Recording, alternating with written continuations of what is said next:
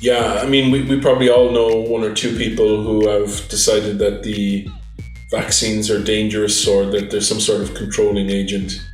But as somebody who's involved in therapeutic development and as a scientist myself, I personally knew that the risk to me was much greater if I caught COVID without my immune system having seen anything similar to it before.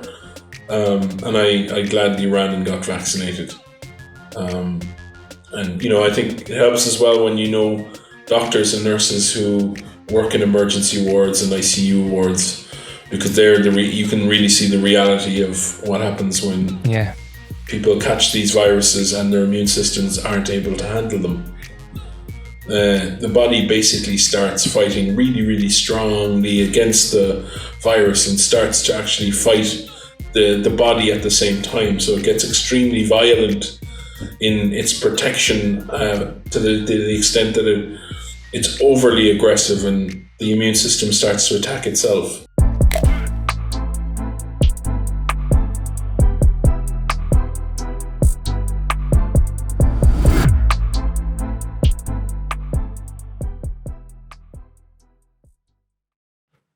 Hi Oto, good to be back. Nice to see you again. Very honored to be asked back again. Good, Stephen. And so for some of our listeners and viewers who don't know you, if you can introduce yourself, what do you do? So my name is Stephen Sullivan. I'm a stem cell biologist.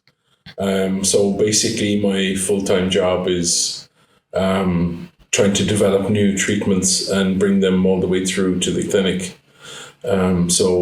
What we're trying to do is make new therapeutics for a large number of patients. It's so-called allogeneic therapeutics. So I think a lot about biology and safety of therapeutics and quality and things of that nature.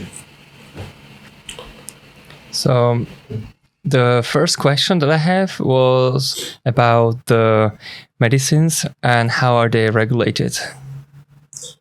Well, so the pharmaceutical sector and the medicinal,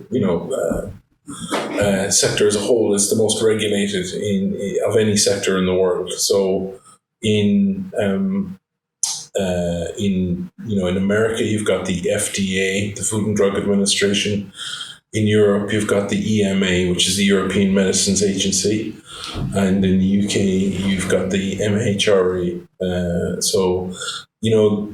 These regulators are really concerned with the safety of things that are going to be used in clinical trials, early stage clinical trials, and then later on, as things are rolled out as commercial products to a large number of patients.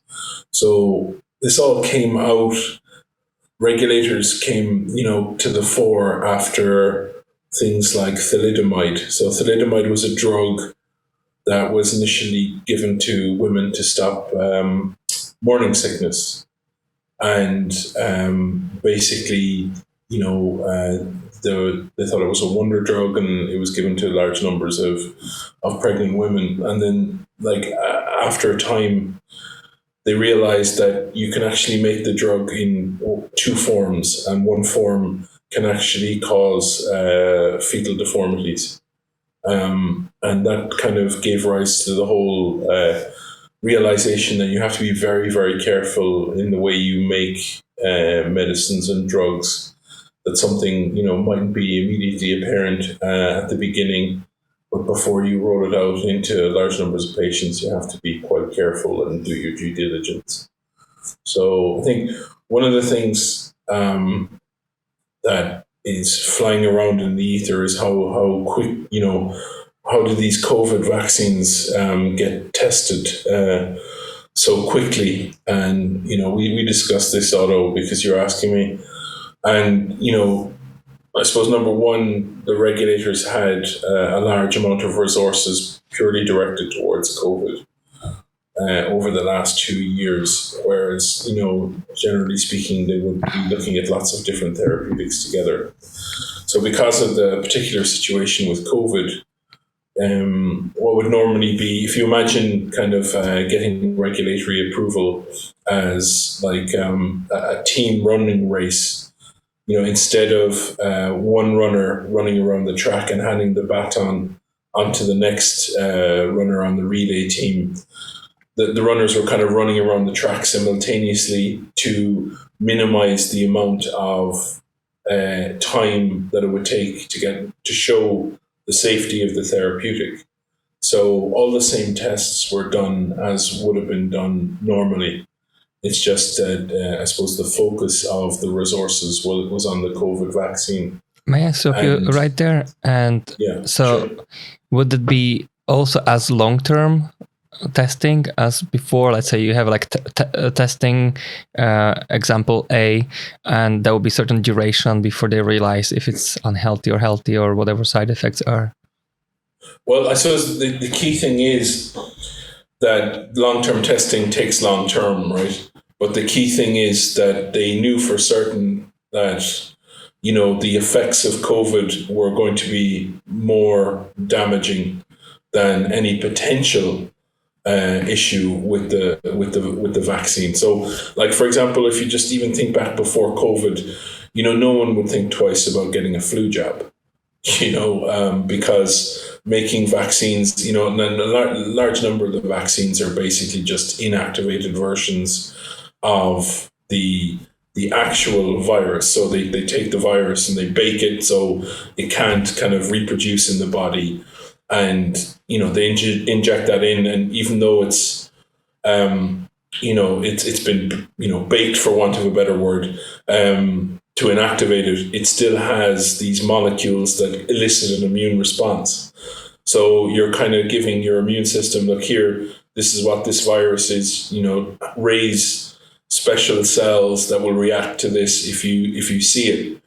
So these cells are called T cells, and they basically your immune system remembers this kind of inactivated form of the virus, so that when it encounters a live form, the immune system already remembers it and responds to it much more quickly. Now, maybe for someone who is not into biology, would you actually explain what virus is, and maybe if people actually have a confusing between what is bacteria and what are viruses? Yeah, so basically a virus, you could imagine it as a partial or a simple life form, and it usually takes hostage over parts of the cells. We're all made of cells. And the virus comes in and takes over some of the machinery within the cells to make more of itself. So it kind of comes in and hijacks some of the machinery. So, like, for example, it would be like me coming into your office and I start listening to your music on your headphones. So I just come in, do what I want to do, and then I create all these additional viruses, and then those viruses are released, and that's so the virus by itself can't reproduce itself. Like if the cells in your body can, so they have everything they need to reproduce and produce more cells. So they're like you can look at them as a very simple partial form of life that kind of is a parasite. It gets in there and takes over some of the cells machinery to allow it to self-reproduce. So how do they basically come alive? Like, is there a way to eliminate all viruses somehow, or is it just a natural way of their production or whatever? Well, the key thing is life is dynamic, and there's a constant war between your immune system and the outside world. The good and evil, right? New viruses, like, so for example, COVID was predicted. They knew eventually that there was going to be something like COVID coming out, and because you've got your 6 billion people on the planet, it's going to be likely that something's going to arise that is going to be crossover into humans, and you could see people travel a lot now, and that sort of thing. So even before COVID hit, I think most governments had a big, they're up there with terrorism, was this idea that you'd get a potentially very transmissible virus that could be transferred around the world. So, a lot of people were thinking about this before it arose, because sometimes you can predict how a virus is going to mutate and what kind of virus is coming down the line soon. So, for example, this season's flu jabs, there's a scientist in the lab and he's predicted that this year's flu will look like this. Therefore, if we make the vaccine like this, it'll be able to deal with that particular version. And there's a bit of guessing involved, but the more you know about the virus, the more you can, predict what kinds of mutations will give rise to particularly problematic forms of the virus. And that's what's going on now at the moment when you hear about Delta variant and, new variants. Like, viruses naturally mutate and evolve, but the scientists are looking at that, and they can predict in many cases what are going to be the key problems. So like all these vaccine manufacturers are already thinking about that sort of thing. So, I suppose the key thing to point out, I think biologists aren't terribly surprised at COVID. There's a natural dynamic nature to the world we live in, like, survival of the fittest, survival of, that which can adapt most quickly. So, COVID was just a particularly problematic thing that arose, but, we kind of predicted that it was going to arise eventually. And, like we've seen things like this before with the Spanish flu. And it's very interesting when you go back and look at it, because people's reaction to this is almost exactly the same as it was with the Spanish flu. You had people resisting, using face masks, and you had people resisting taking the necessary steps because it was an infringement on their personal liberties. But back in the Spanish flu days, we didn't even, really understand the nature of the infection, whereas now we understand that, when you wear face masks or, you wash your hands regularly, that really counteracts these kind of things an awful lot, like social distancing. And, these things don't sound sexy. They don't sound as sexy as, say, taking a new drug, but they're amazingly, they produce physical barriers to transmission. And, they're really, really important. So, washing your hands regularly, wearing a face mask so that, droplets aren't going everywhere, and, remaining 2 meters distant from other people. That's why it was so important during the time, in the first lockdown, that, what you're basically doing there is playing for time.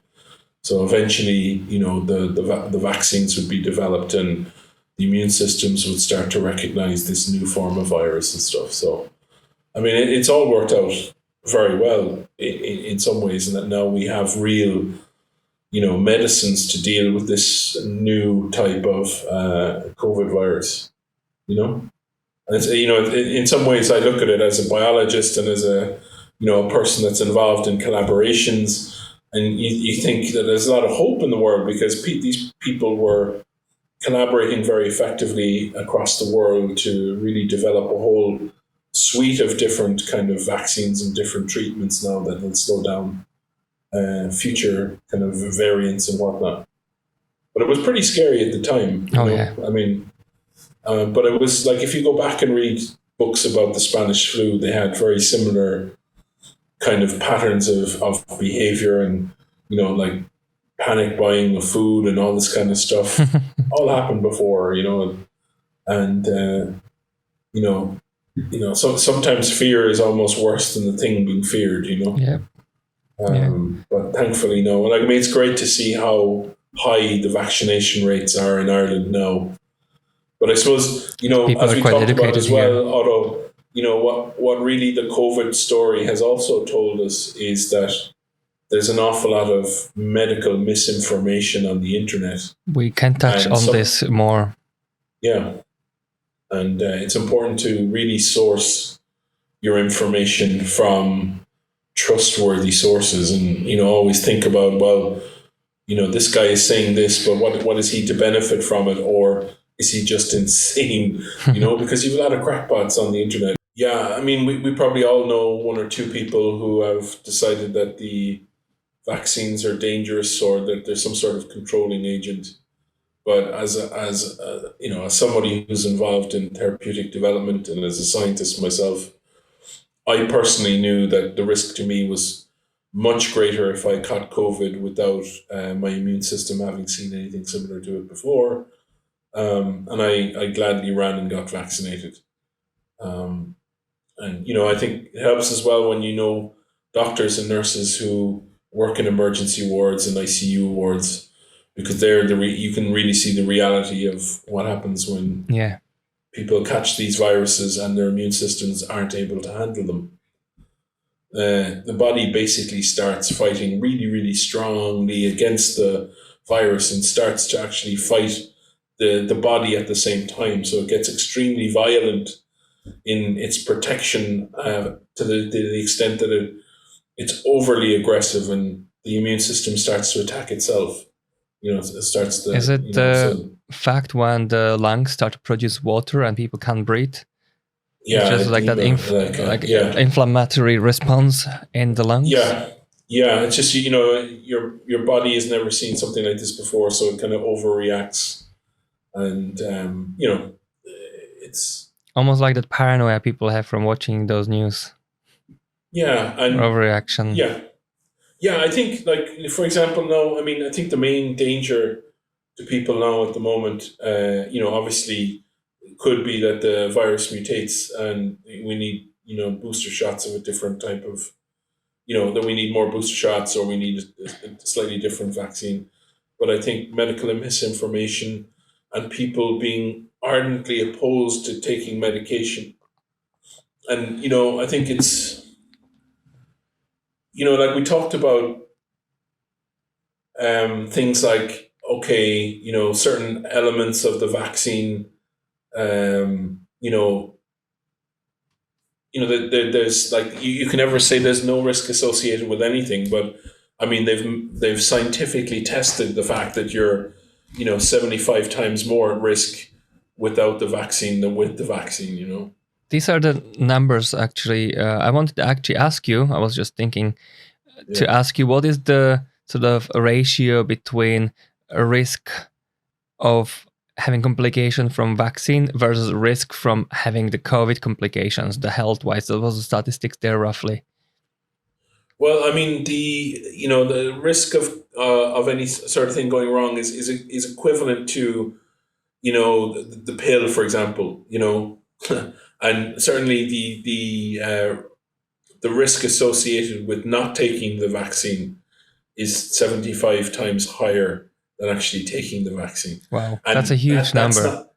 And the key thing is that, like, we were remember there was one stage where everyone was really worried about the intensive care wards being overrun. Mm-hmm. And I remember that. In the UK, they were building all these tents and everything everywhere. It was quite urgent. And the thing there is if the virus spread quick enough, then the doctors and the nurses would be overrun and they basically wouldn't be able to treat large numbers of people who had got the virus. And then that would mean that, like, there'd be large numbers of people with COVID not being treated. And that would, then have fed into a lot more people dying. So, when people say to me, do we all overreact? Well, it was kind of a case of, if we didn't overreact, it could have been a lot worse. Yeah. And we didn't know how long it was going to take to produce vaccines. And really, we produced vaccines very, very quickly. And now we've got a whole suite of them. So, I mean, it's a good news story for humanity as a whole. But obviously, it's been a terrible time especially for people who've lost loved ones, couldn't go to the funerals, that sort of thing. And my heart really goes out to those people in particular, that lost loved ones particularly during the first lockdown, and they couldn't pay their normal respects in the normal way that society does. So, I mean, tough times, it was uncertainty as well. Yeah.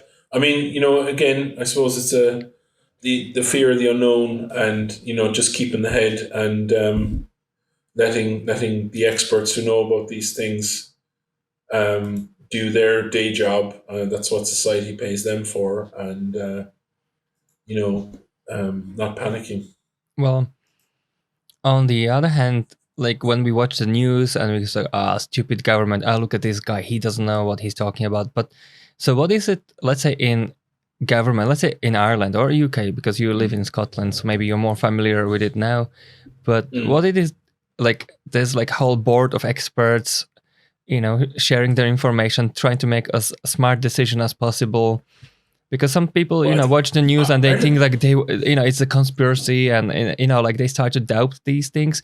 So I'm sure they're the smartest people in the world. Like the UK government at the time was filled with people who had supported Brexit, and they were not terribly experienced as politicians. Whereas in Ireland, we had the coalition, and like practically the whole cabinet in Ireland were they were very experienced politicians. And they were very aware about how to communicate and what not to communicate. So I think Ireland really benefited from having an experienced government in place that could, filter out the noise and transmit a clear message. And I think that's really come to the fore. Whereas in the UK, there was a lot of struggling. There was a bit, I think at the beginning there was a resistance to closing down, to going into lockdown. And I think partly that was, the fact that, it would have been politically expedient for a Brexit supporting government to somehow benefit from a thing they did differently from the rest of Europe, because then that would highlight the fact that Brexit and the independence of Brexit could potentially be advantageous. Whereas, when you're bringing in kind of politics into a situation that's pretty cut and dried from a public health perspective, there was a week there, I think, at the very first lockdown where the UK weren't closing down, and it was because of the political opportunity rather than the public health data at the time, which is, I think, that I think that at the end of the day, once you get to a certain level, you have to realize where your area of expertise ends and really listen to people who deal with these kind of particular issues, on a day-to-day basis. You got to listen to the experts, Yeah. Like it's like I wonder, like someone who just spent a couple of weekends reading about topic versus somebody who spent 40 years with a bunch of teams, global teams. I know there's a lot of cooperation between scientific field, and thanks to online, sharing. And so how does that work, the world scientific research and progress, and especially in times of pandemic like this? Like, how does it work with the... Well, you see, it's very complicated. Making new medicines, you need a lot of paperwork that shows that they're safe. All the different components have to be sourced from, appropriate donors, appropriate kind of suppliers. There's a lot of due diligence to do, and that has to be done by people who understand what they're doing. There's an awful lot that's been learned in regulatory affairs that stop potentially risky things being done to patients. And that's a very deep and broad, understanding about how things went wrong with other things, and, all that, so even if you're just a manufacturer, developer of a therapeutic, the regulators know how things can go wrong a lot more, and they're very sensitive to that. They'll give you a full grilling over how you did this, how you did that. Where's the paperwork? Nothing is assumed, and if your paperwork's not in check, it doesn't go forward. So that it's quite a useful process where the regulator is looking for evidence to be supplied to it that the therapeutic has been made in an appropriate way as to minimize potential risks to the patient. And then, this, everything is context specific. So, it's a bit like when you go to a lawyer and ask them how to prove innocence, the lawyer will say to you, well, it depends on the case. It depends what the accused has been accused of, the burden of evidence. In a similar way, the burden of proof that has to be displayed to the regulator is very much related to the nature of the therapeutic being developed and how it's going to be developed and to how many patients it's going to be administered to. So, maybe the good thing from this is that people will be more aware of what the regulator does and how they do it. But I suppose the downside of it then is, there's been politicians advocating unproven treatments for whatever reason. And that's not good at all. You're really starting to see people just, confusing the hell out of the populace. And that was unfortunate that, some serious leaders around the world were, they were trashing traditionally regulated, therapeutics. And at the same time, then they had their own suggestions. And it's important we don't go to politicians for medical advice. We go to the doctors. Did they have some agenda over there? Well, political agenda. Yeah, politicians work off a political agenda most of the time because, that's the realm, the arena they work in. How could they even dare to give medical advice when they're politicians? They're not studying. Yeah, well, medicine. The key thing is, you wouldn't listen to a musician, when it comes to, say, a medical decision.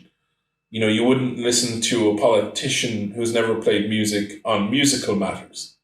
So just because somebody's a person is a leader or an expert in one area doesn't mean they're an expert in all areas.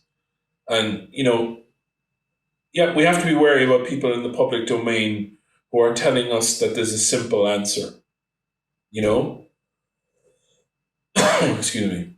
But, the truth of the matter is that we were lucky in that there was vaccines could be developed for this, and they were developed relatively quickly. And a large part of that was due to sharing of information and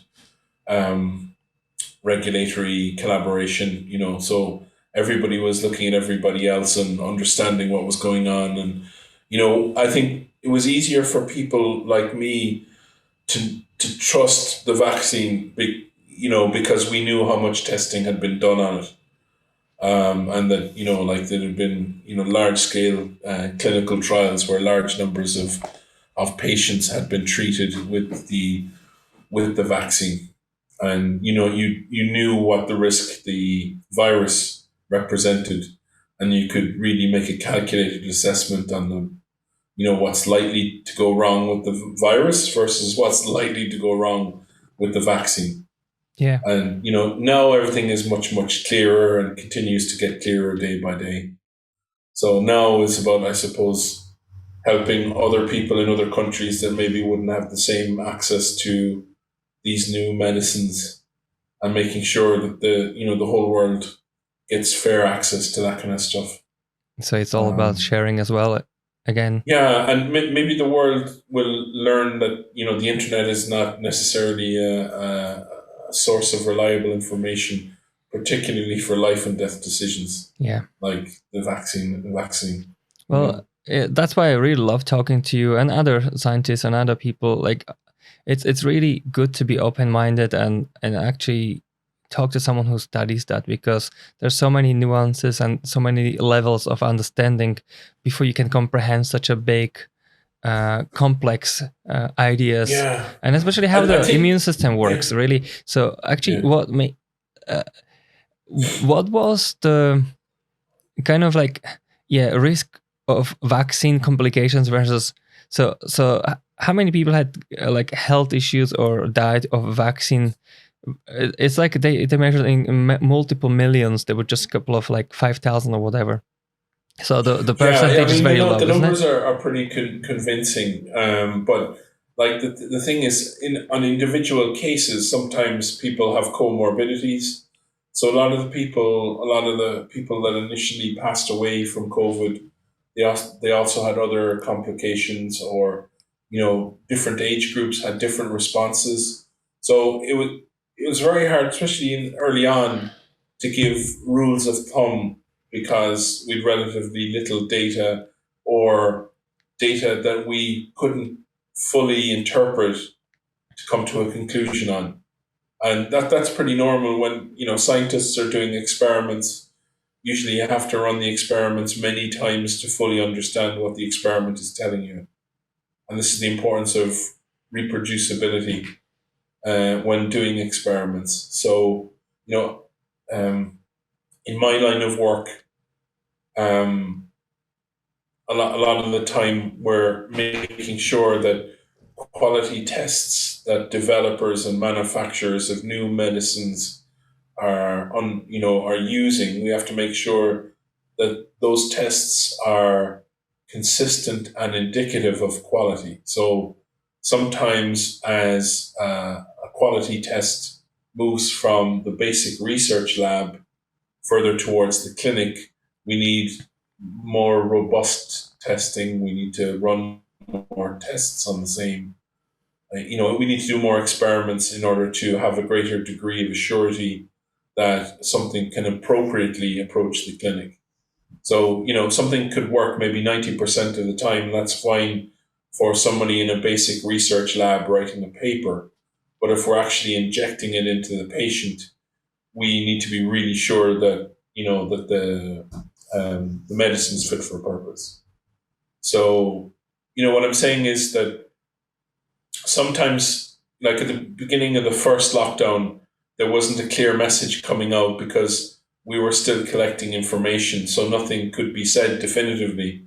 And, the politicians were trying to stop people, not let their imaginations get the better of them. So, governments aren't all powerful, and sometimes they might genuinely have your interest, as their concern, but it would see from the outside. And if you don't understand the nature of making new medicines, it can seem like, well, why is the government telling us to do this? And, the government's, it's particularly when you think about it, imagine trying to give the same message to a whole population of people. That must be quite difficult because some people would be very nervous. Other people would be very blasé and probably not likely to take information on board. So you've got a whole different range of reactions in the population. And trying to get everybody to take the vaccine it's a particularly difficult thing to do. Whereas, I think when we look at things like Brexit and the political upheavals in the United States, a lot of that is attributed to targeting specific demographics with particular political messages, and this is something that we've seen with the internet arising. So you can actually target people who are more likely to take particular messages on board and be affected by them. And that can be, you can tell people who are susceptible to particular stories. You can tell them those stories and they'll believe them. Like one of the things they've done, the more a lie is heard, the more likely it is to be believed. And in the internet age, you can get told the same lies over and over again. So people need to realize that, the great freedom that the internet provides also comes with danger unless you think critically about the sources of your information. I mean, does this person really know what they're talking about? And, I certainly don't watch a video on YouTube or read a tweet or whatever without considering, okay, where did this come from? And, how likely is this to be right or wrong? And if it's right, what is the consequences of that?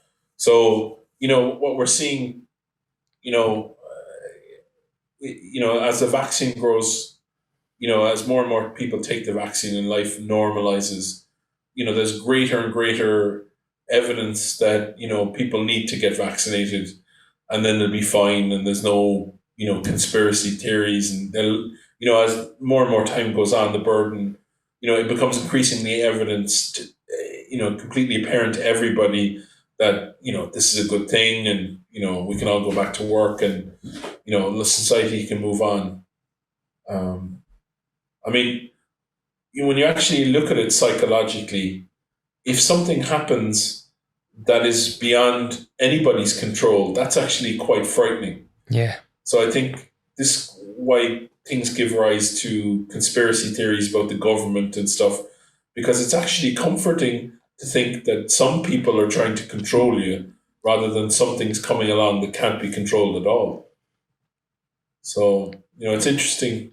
But I think, in years to come, I'd say in school, they'll be teaching you critical thinking for how to assess information on the internet. Sometimes people can sound very plausible, but they're just crazy. Like any professor can have a psychotic break. So it's important to kind of canvass opinion from a range of experts. Well, that's the thing. Like, there's always like, this guy is a doctor. This guy is a scientist, and he says this. So there's always like that black sheep in a crowd, which goes like, it's all bad, it's conspiracy, and blah blah blah, blame the government, and start putting these sort of like self-proclaimed evidence, and people started like, oh yeah, but he's doctor, so he should know what he's talking about. So I think, like as you said it before, like people kind of support their own bias.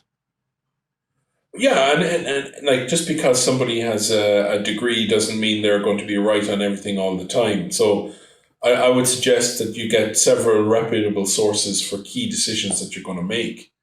And certainly one of the things that I did at the beginning was I talked to doctors and nurses, and about I work with a lot of doctors and nurses, and we're discussing the vaccines coming on, definitely take that. And they're people who are actually involved in.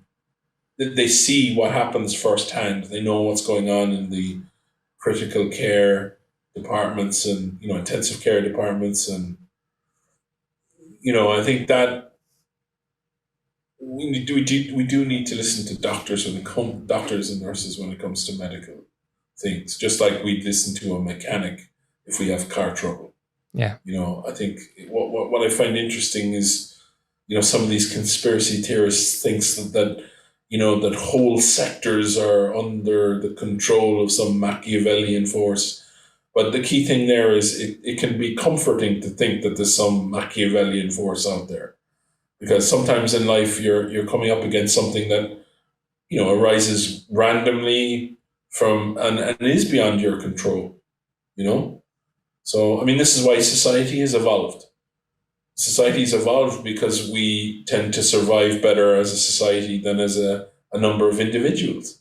Yeah, imagine you have to invent everything that was invented to be able to, like... I mean, we wouldn't be living in houses because, builders built the houses and they've got specialized expertise. God only knows, it'd be like we need the other people. Yeah, absolutely. And, I think as well as just to realize that, I think a lot of doctors and nurses talk a lot about the evils of so-called Dr. Google. Like a lot of patients in the last generation, a lot of patients are going into doctors and they're going in with self-diagnoses based on what they've read on the internet. And like that's not only disrespectful to the learning of the doctor who's, and the nurse who've spent most of their lives getting educated in these areas to be able to diagnose and treat disease. And, it's also quite, I think arrogant to think that, a few hours on the internet and suddenly you're able to self-diagnose. It's quite dangerous to arrogance to feel that way, it kind of boggles my mind how people think that they can, look up a few web pages and then suddenly make medical But that decisions. comes from a distrust, isn't it? Fear, distrust. Yeah, but it's not rational, and a rational person should be able to discriminate between feelings that aren't based on rationality and feelings that are. It's good to be worried about the unknown, but at the same time, then it's also good to realize that, experts in particular areas do exist. And, I suppose, you have to be patient with people too if they're exhibiting stress behaviors. But, I think thankfully now, as more and more time passes, people see what's real and what's not real. And hopefully now we're out of the worst of it and life gets back to normal and we'll be back to first world problems. Which car to buy, where to go for holidays, which sunglasses to take. How can I reach my ideal weight? How can I get fitter? That kind of thing. So, anything else, Otto? Yeah, I wanted to ask about your work. You're self-employed since a couple of months. You worked with some university there in Edinburgh. So I wanted to know what you... I work as a consultant for several different organizations, but the main one is this Global Alliance for iPS cell therapies, and these are a new type of stem cell therapies that either replace damaged cells or give more information as to how disease arises. And what we spend a lot of time doing is helping people collaborate together so that their information can be joined with other people's information, and then you build a better pathway to developing new therapeutics. So, like, for example, we do activities which are called quality assessment rounds, and this is where you send blinded, unlabeled material to people and ask them to test it, and then ask them to give them, to report back what they've tested. And then you see, are the testing across sites consistent and indicative? So are there tests actually working, and are there tests telling them the same thing repeatedly across a number of sites? So there's this kind of alignment activity, and it's, I suppose, it's like giving everybody a ruler. When you're making new medicines, it's about giving people, here's a plastic ruler, this is an inch, this is a centimeter, and then everybody can coordinate off that, those rulers, and basically be speaking the same language and be on solid ground when it comes to collaborating with other people and making medicines and rolling those medicines out to patients. So in some ways, my job, a lot of it is, part of it is about highlighting to people new to the area where problems can arise. And another part of my job is facilitating independent testing so that people will be aligned with other people's activities. So people, who are you talking about? Is it scientists in the gene therapy, or biologists? That's the people you're talking about? So this kind of like, you've got 40 different kind of professional silos in moving kind of new drugs from an idea in a basic research lab all the way through to a nurse and a doctor injecting a patient with the new therapeutic. And, it's everybody from people who are concerned with new ideas and proof of concept to people who are concerned with variability and making sure that something consistently happens when they do a particular process. So obviously, medicines need to be very consistent and well characterized, so that that when you give it to a patient, you have a high degree of surety that they're going to get better. So all of these things feed into play, and one of the key things is trying to stop people from over extrapolating or over assuming their area of expertise, and then thinking that, oh, in my area this makes sense, it must make sense in this other area as well. And, it's kind of like the equivalent of saying, okay, well, I speak Irish, so, the guy over there who just speaks French, he should be able to understand what I'm saying. But of course, there's two different languages there, and you might have some words in common, but, most of the time you won't understand each other. So it's about coordination, and, rolling new technologies out worldwide is a surprisingly human activity. You have to get to know people, and, you need to listen to people before they listen to you. And, then you have to explain to them, well, this mightn't be a good idea because of X, Y, and Z. And then, oh, I didn't know that. And yeah, well, it's slightly further on in the pipeline than your area. So that certain things that you might think are right, but when you go on to a different part of the process, they're not right at all. So, it's interesting because you get to meet many different types of people with many different talents. And, for, really fastidious, people are very, very good at, measuring. And then other types of people might be much better at kind of identifying what might be a useful type of product that could be rolled out for many different patients. So, it's kind of like different strengths are needed to make a new medicine, and you have to coordinate those strengths together to make sure that happens efficiently. If that makes sense. Totally, yeah. Thanks for sharing that, because it's interesting. I didn't even know the world like that exists. So, and that just shows how someone who is not in the field cannot really comprehend the scale of the global effort to find medicines, and we so depend on it. And it's interesting to see how the world is changing now. I know that you don't travel as much, so that means would you have more time to study and do different cooperations because you don't have to travel, take a flight, staying there? A lot of scientists, instead of travel time, they're just now on computer at homes. Do you think that improved something? Well, the key thing is, trust.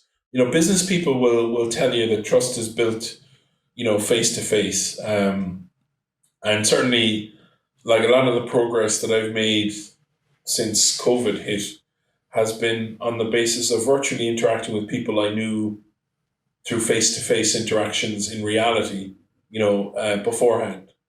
So, at the end of the day, we're nearly hairless primates, and, evolution, we like to think we're more evolved than we are. Monkeys interact with monkeys and human beings interact with human beings. And, we read an awful lot into each other's behavior by being present in the room with another person. So, like, if I'm talking to you right now, I might realize that, if we were both in the same room, that, your hands are shaking, and I'd be saying, Jesus, Otto's a bit nervous there. Is he lying to me or what? It's just a case in point that it's easier to build trust, and trust is usually the rate limiting step in any complicated collaboration. So even if the technology is really complicated, trust is also really important. So, I'm sure a lot of people were thinking about how we built trust in the vaccination program. And, you could see a lot in Ireland that there was, a lot of doctors who were publicly, and nurses publicly engaging.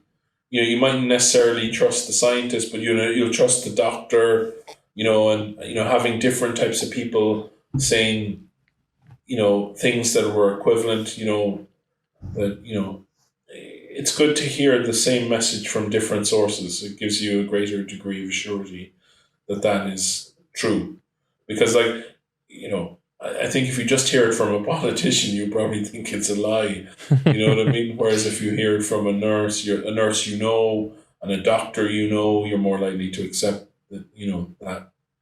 So, I think this is why it's important for people like you and me who are concerned with health that, we talk about these things as well. And while we mightn't necessarily understand everything, certainly we can bring our areas of expertise to bear to kind of facilitate the broader narrative, you know. So, it's clearly, like, I think one of the things now you're looking back on, you're thinking, what are the health consequences of having lots of people remain indoors away from the gym for long periods of time? And the importance of getting people back into the gym and back into exercising regularly, because, there's no medicine like exercise, Exercise makes your immune system functional and keeps everything in balance. So it's really important that we get back into the world again and, start breaking sweats. Yeah. And it's just not coming into the gym itself. It's just like you can do it at home. You can do it. You can train in your bathroom if you want, if you need to. You can do the plank there for 5 minutes. Yeah, If you have enough space in your bathroom. I'm just saying, like, the people find excuses why not to train, but it's really mental limitation, because exercise is not about the gym. Exercise about you moving in a way that is more difficult than just standing, walking. And even walking uphill can be a good exercise if you're a hiker, for example. Anyway, I don't really want to go into this topic of exercise, because that's what I'm covering most with lots of fitness instructors, experts in the field. I want to extract as much information from your brain in your field at the moment. Gene therapy and all that stuff. So from that point of view, is there something breakthrough, some interesting new foundings, and like?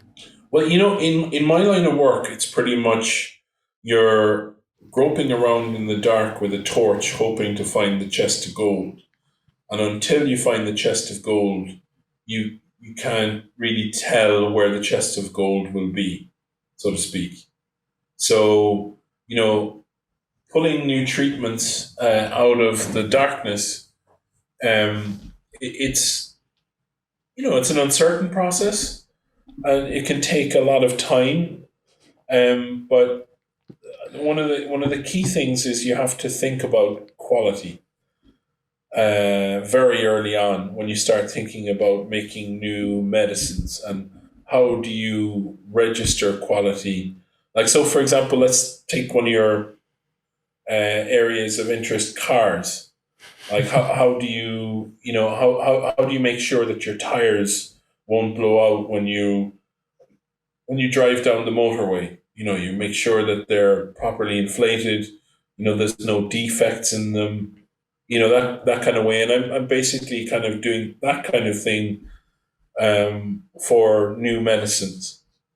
So like you look for problems that might arise and that have arisen historically in the development of other therapeutics, and you make sure that the test that you're doing is measuring something that's a good predictor of risk.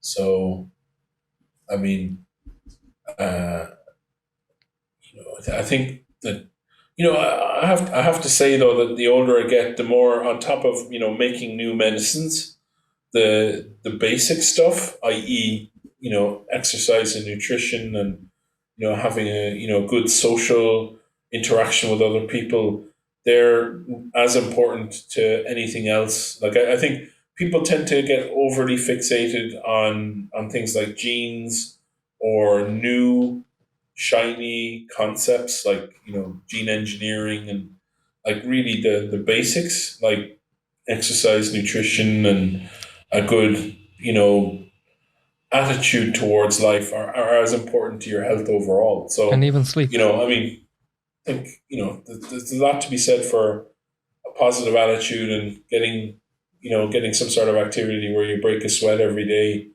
Your body. As I said earlier, we're almost hairless primates, and we've evolved to be out there hunting and gathering and running around the place, building. And, our new lifestyle of sitting down at a laptop is not doing us any favors. And eating heavily processed food. Your body has evolved to eat natural food, and we should be trying to eat. Maybe we're food. meant to evolve into these people who just sit and work brain, and maybe we're designed to move from these cavemen who's been hunting into remember, this kind of. Have you ever read the book War of the Worlds? You know, the aliens are. Do you remember Which War one? of the Worlds? So No. the Martians are sitting in the machines, and they're going around the place in their machines, and they've lost muscular capacity, and they're just basically blobs going around in their machines. Big head, yeah. Yeah, exactly. Yeah, and then it's kind of like I think we talk a lot, Otto, you and I, about how the mind and the body are really related to each other. They're not really distinct. Yeah, one system, different levels. Yeah, which makes sense, even from like a biological. Like if you're just sitting down doing nothing all the time, you won't get your endorphin rush, and wastes won't be being taken away, and food won't be brought into your cells with the same regularity, and everything kind of gets stressed out. It's like having a car and not taking it for a ride. The engine won't work as well. Rusting will happen, and yeah. I mean, one of the things as well that, from my experience, I've lived in a few different countries, and I lived in the States where, if you got sick and you didn't, if you were in between jobs, you were really screwed because healthcare costs an awful lot of money, and if you don't have health insurance, you're really you're toast in the States. Whereas like in the UK, you've got the NHS, and sometimes people take the NHS for granted. They don't pay for anything, and then they don't take responsibility for their own health. Which is kind of like, you can see the evils and the benefits of both systems. Like on one side, it's very much about, you better take your health for a very valuable commodity, because if you don't have it, you're gonna go bankrupt, and your life situation is going to change an awful lot. But then, in the NHS system, it's kind of, well, people feel that it'll all be done for them, and we all have to take our own responsibility towards our own health. And that might be sometimes stepping back from really stressful jobs, for example. I think like, I've seen a lot of people in the States, and they worked really, really, really hard trying to get up the ladder, but then, they have health consequences to being chronically stressed all the time. Yeah. And there's a lot to be said for, good 8 hours sleep a night. As a stem cell biologist, you need your 8 hours so that the stem cells in your body can actually repair the damage that's done every day and get rid of all the toxins that are in your body. You need that sleep. That's your downtime where your body can sort itself out. So, in that regard, what damages DNA? Well, the thing is, DNA is precious, and normally it's wound up very tightly around proteins. But when the cell divides, it's opened up a little bit. So, a lot of things can damage DNA. Like certainly, if you smoke, that damages your DNA. UV radiation, if you get too much of that, it can damage your DNA. If you eat lots of processed foods, that can damage your DNA. Lots of things can damage your DNA, and most of the time your body can deal with that damage. Like, life is dynamic, and it's kind of rebuilt every day anew kind of thing. It's not something that's quite static. And, a lot of the cells in your body this week won't be there next week, so we're a pattern, a dynamic pattern, rather than, a static set of the same components. Didn't they say it like we have around 4,000 chemical reactions in the body every second? I might have remember it from my, I studied chemistry pharmacology for 5 years of my high school. Yeah. So it's like this, like imagine you're this explosion, like we are just this little explosion of reactions, these little micro reactions and these multiple different engines in the body. Yeah, it's amazing when you look at the life in particular in the universe, about how how this order arises and how we exist at all. It's so unlikely and so amazing, actually. It's interesting. Yeah, it's almost like a miracle.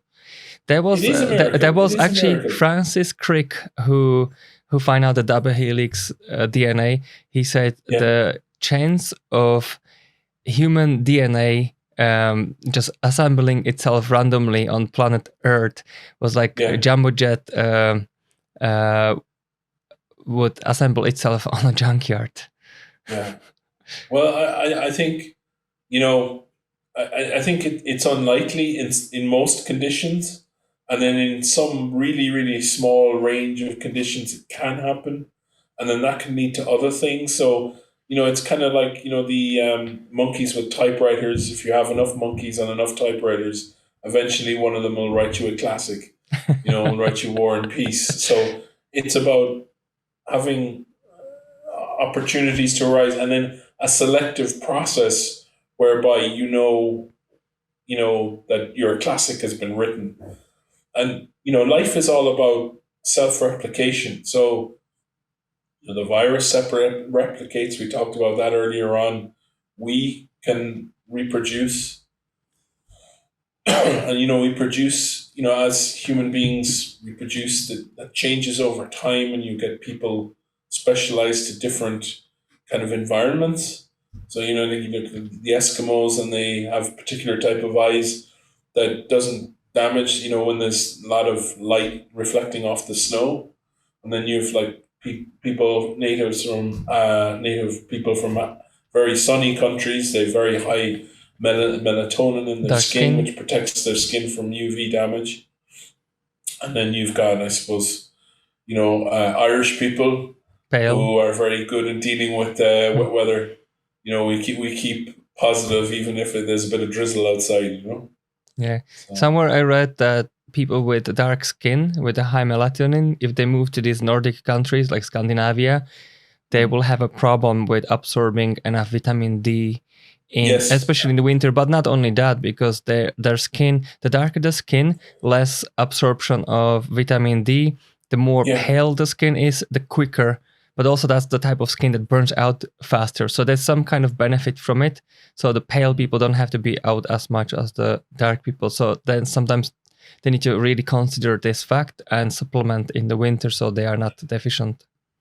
You bring to the fore there what comes up a lot in our conversations about balance and about how people take,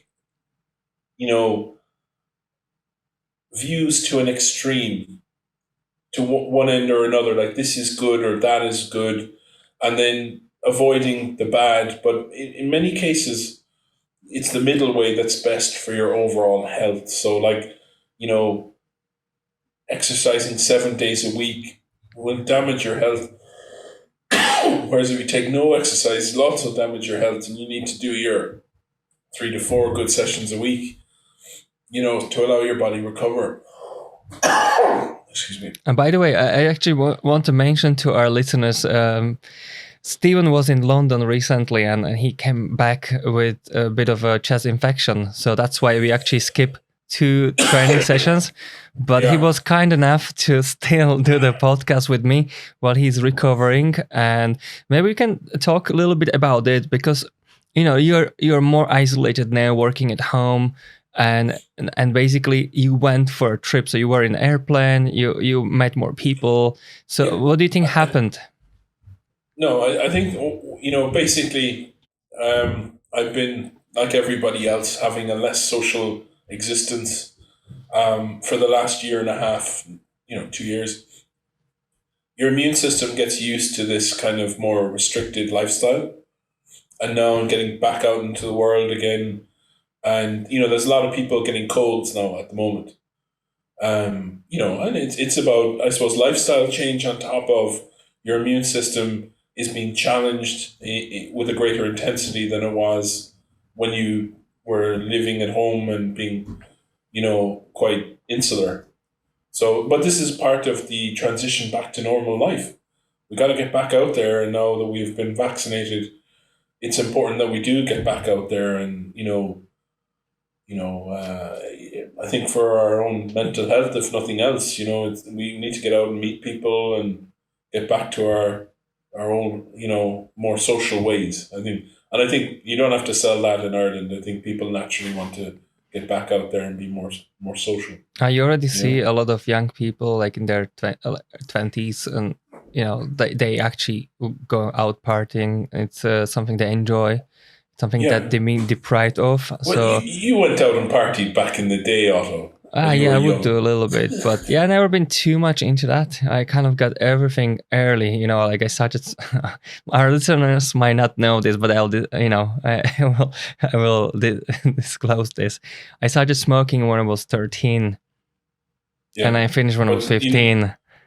And you then matured very early on. and You then kind of realized these things were not helping you, they were no, hindering no. you. Then I used to be able to be without air underwater for around 2 minutes and 1 second. That was my personal best when I was around 12. And then when I started to smoke, and I could do 45 seconds. And then when I have figured this out, I'm like, wow, that's just a huge difference. So I could really measure that, like my performance in football, also my cardiovascular fitness, definitely being diminished quite a lot. I could smoke 20 cigarettes a day as a 14 years old, which was not the best thing for my development. Who knows? Maybe I could be a little taller. Who knows?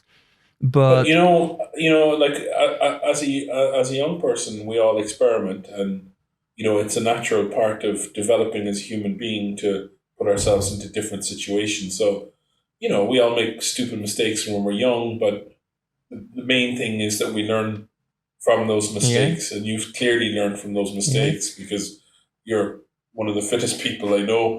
So, Thanks. you know, Well, then like the age of 15 to 17 was like drinking and partying, socializing, Friday, Saturday. So that was just those 2 years. Then I realized this leads to nowhere, and so like I have these 2 years blocks, and I think I started early and I realized early that that's not the way.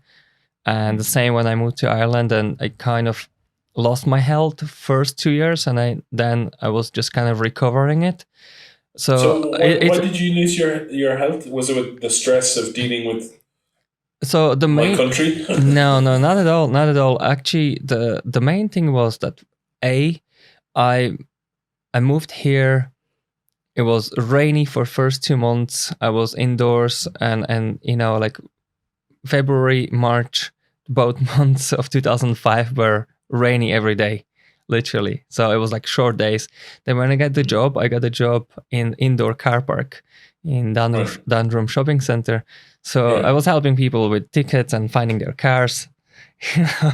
Yeah. So But it maybe the was air my quality wasn't great. air quality, and we had traffic jams. So I was breathing the smoke. Yeah. I was out of the daylight. So when there was a light, I was going to work, and I was the whole daylight there. So then I was just not eating well. I would not cook properly. I would just have pizzas, sausages, and all sorts of like convenient food. Mm. My sleep wasn't great because I was a bit of addict on games. So I would just play a lot and sleep very little. And then a couple of months later, I was depressed. I was feeling terrible. I was just like not really in good shape. And then I just realized, look, I have to do something about it. And that actually was that spark that got me where I am now. That kind of health consciousness, the mindset, the philosophy, and have a drive for feeling good and being successful as well. So, and I don't think I actually ever finished with that. I still think I'm in a process of still improving few things and getting my life organized better. But like it's a project. Like your life is a project. You explore. You have so many ways where you want to go with your life, and then you decide for yourself: is this the place you want to be? Are these people you want to be around? Is this the job you want to be in? Is this the profession you want to stay in? Nothing will change except you wanting to change. Well, actually, things will change no matter what, but your habits will get you either to this type of life or that type of life where you actually guide yourself, you sail towards that direction actively and changing things, rather than being this victim of you be 60 years old realizing, wow, I totally fucked up my life. I end up in completely wrong place where I wanted to go to, and unhappy unsatisfied, purposeless life. It's, you know, what really is important. It's actually that we are happy with what we do, that we do what we enjoy. Because when you realize a year after year goes quickly, you know, and even if you are in the wrong environment, you can change things. You can attract right people. You can attract right job. You can become a better person. If you are the person who have a lot of addictions, you can be the person who don't have that addictions. You can change. And it's like with everything, set up small goals, try to conquer those, set a bigger goal and conquer those. So you're constantly improving, and it's that mental, emotional, and physical aspect, or spiritual as well.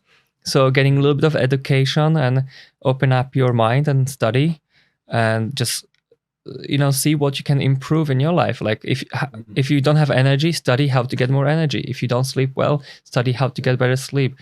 If you are in a job that doesn't fulfill you, well, find out, sit down for 10 minutes and go deep inside into meditation and try to see what would you enjoy, what you're good at, what you like enjoying the most in your everyday life. Maybe there's a niche for you. And realize that you learn from failure. I think a lot of people are scared to try new things because they might fail. But if you never try new things, you never grow as a person. You know? Like, I think, to be honest, I think that's where the most discontent can come from life, is if you look back, in your later years and regret not having tried something. So, for example, imagine if Otto hadn't decided that smoking was not for him. Maybe your smoking fed into the realization that actually you're a very health conscious person, and that made you the man you are today. Sometimes we have to experiment with things that fail in order to identify what can succeed. And the worst mistake is never experimenting at all, never trying new things. Because if we don't try new things, we don't know. I think life is all about figuring out who you are, and where we fit in the broad scheme of things. And sometimes we have to go and work for a couple of jobs we really hate or that we're not suited to, in order to identify the ones that we are suited to. And life is an experiment, and it's not a failure if you learn something from it. So I think people sometimes tend to be very hard on themselves when they fail, and actually you don't fail if you learn from it. You're getting a very valuable piece of information. Okay, this isn't me. I'm not suited to this. Therefore, I'll go and do this. And, I think if you fail enough times, you'll succeed. It's just perseverance. Life is all about just persevering and, getting back in the game. And, like you can be fit in one way, but, if your program stays static, you won't make any progress. And, you have to change things up, try new things. I think somebody said it similar way: get knocked out 9 times and stand up 10 times. Yeah. And, there's a dynamism to life. Like what was true for you in your 20s might not be true now, in certain aspects of your life. And, you got to always go out and find out what the truth is today, and like, who are you today, and get back out there. I think it's going to be the next few years are going to be very interesting, because people will have done a lot of appraising of their own situations, and they'll have learned a lot about themselves through this COVID situation, and they'll be trying new things. Like you look at the roaring 20s after the Spanish flu years, and, there was a lot of innovation and a lot of things that, a lot of people trying new things and discovering new things. So I think we're going to enter now into a period of, where there's a lot of good things on the horizon, I think. Yeah, everything that is seemingly bad, it's a stimulation, a stress for progress and innovation. Somewhere I read in 2008 crisis, the financial global crisis, that a lot of self-employment happened there, a lot of sort of internet industries moved on because people were pushed from certain jobs were lost. So a lot of people were into multi-level marketing. Not that I promote it, I actually don't like the idea of like sale pushing. But a lot of that happened because of that lack of jobs and just like, what can you do? Like you're at home, what do you do? Well, like, I mean, we've talked about this ourselves now that, my old job, I was a full-time employee, and now I'm a contractor for the same company because it suited the company better to be able to have different cash flow options at its disposal. Your business has changed in terms of like a lot of your company. You used to train in the gym predominantly, and now you train a lot of your clients virtually. And mostly actually in their houses or in parks. Yeah. So it's convenience. I provide convenience to the people. Yeah. And you can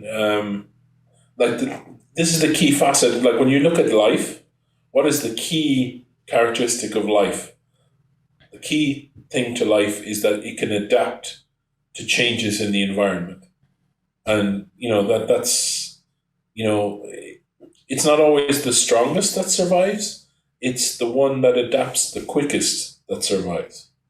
So remaining flexible and adaptable to life, and not being too maybe strict over our exercise programs, and being able to, like, for example, now I'm taking it easy today because I'm just a bit run down because of I've got a cold. I'm just doing that now. I know that the next session, back into training will be much better. But at the same time, then I could have avoided going down to London. But actually, now's a good time to get a little bit sick. Yeah.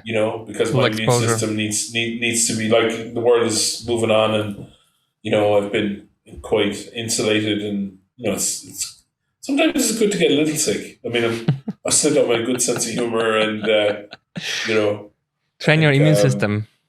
Yeah, exactly. Sometimes you have to be slapped around a bit, to wake up. And my immune system has had a really easy run of it for a while now. It's been, needs to be shaken up, and like, particularly, I normally get lung infections anyway when I travel on the London Underground, because the air quality's, you can there's a lot of soot and stuff in the air. It shows how we breathe what the other people exhale, so we kind of share, like, these viruses can go through the droplets when people talk to each other.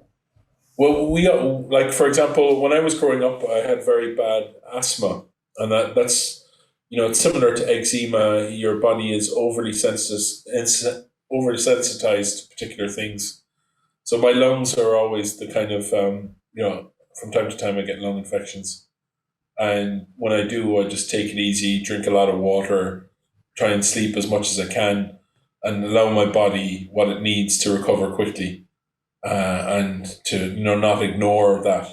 And I know that, like, my lungs are my, the part of me that is most likely to kind of get infected, or that we all have our weak points. Some people's ankles are at them, some people's knees, sometimes just read my mind over there. I was just trying to ask you, like, it seems like everybody has some sort of weak spot. Let's say for me, it usually was my skin, the eczema, and then I had problem with my tonsils and throat. Kind of is just my weak spot. I know that, and it's like, that's why you hear me all the time, because like something always irritates my throat. And like, there are things, like you had asthma, so it seems like everybody has some sort of weak point, because we're such a hugely complex ecosystem that like, we will always have something that is more vulnerable. We have our strengths, we have our weaknesses. We might inherit certain genes which will give us advantage towards this direction, but it gives us maybe slight disadvantage. So we have these wild cards. Well, I think my central premise was that people tend to go to extremes. We all tend to want a simple rule of thumb, and then we over-apply that to all areas of our lives.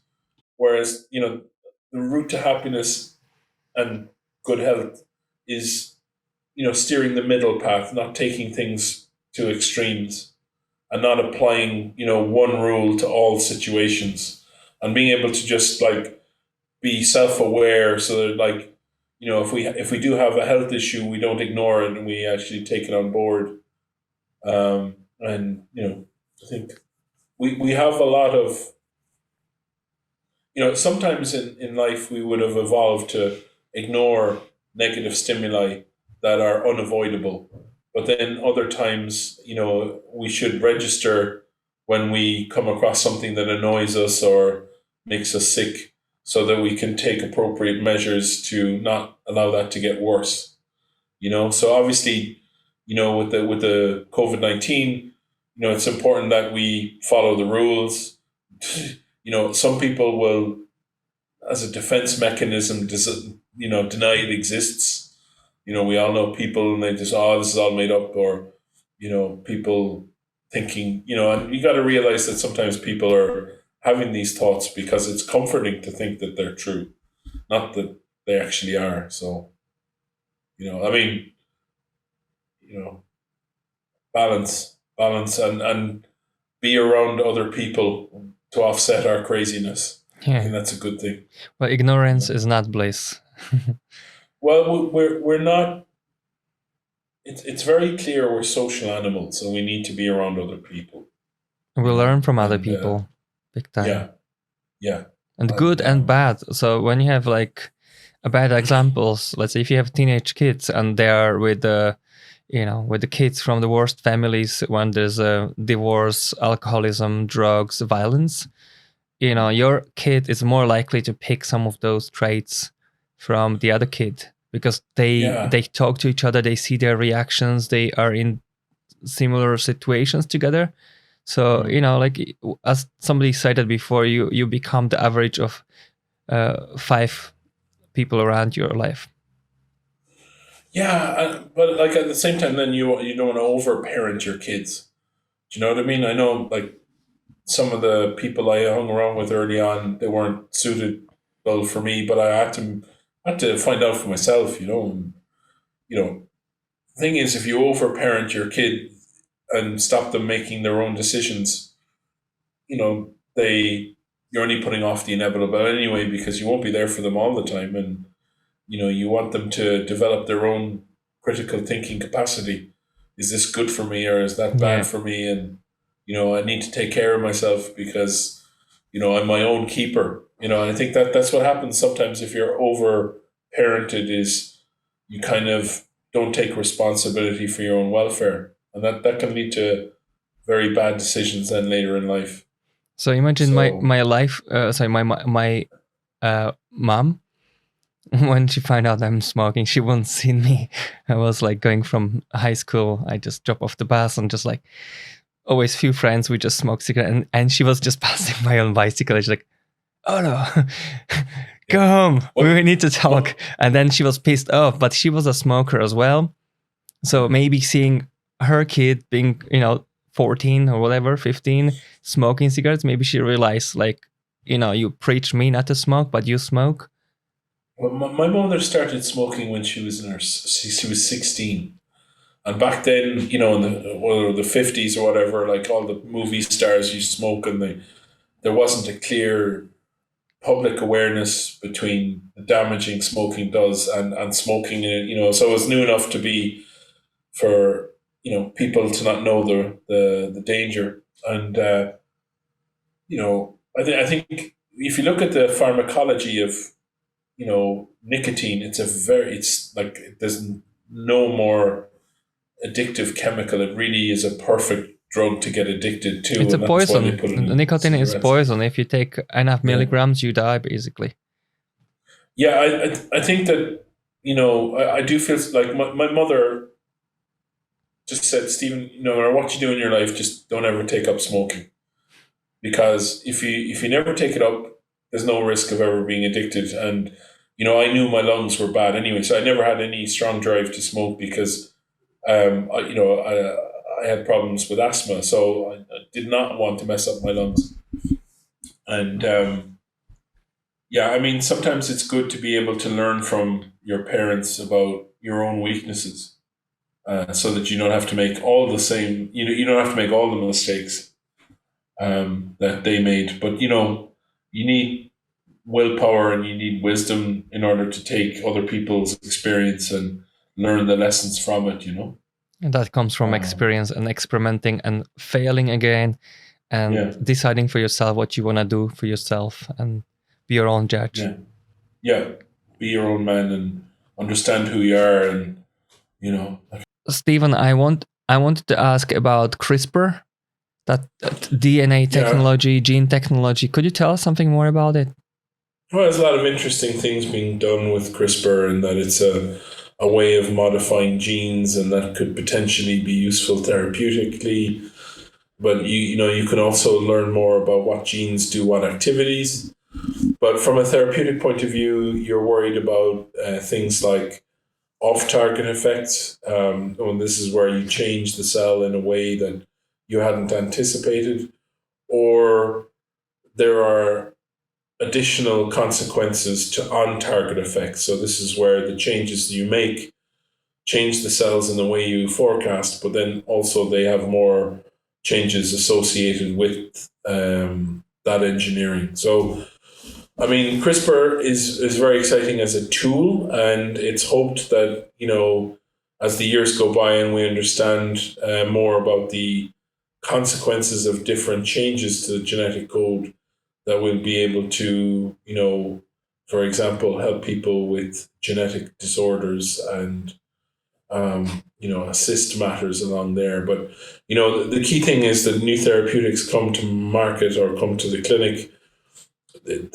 They're slow trains coming. You need to have a lot of things understood before you can safely administer them to patients. In the last 2 weeks now, there was some clinical trials that I think they were stopped because it was found that patients were having unforeseen health consequences. So the key thing is that new medicines come to the clinic with initially small scale clinical trials, which were they're basically experiments where patients are tried with a low dose of the drug, and over time then there's larger scale clinical trials that produce more and more data. And the key thing is that this doesn't happen overnight, and sometimes you see a lot of hype over particular technologies, and that's more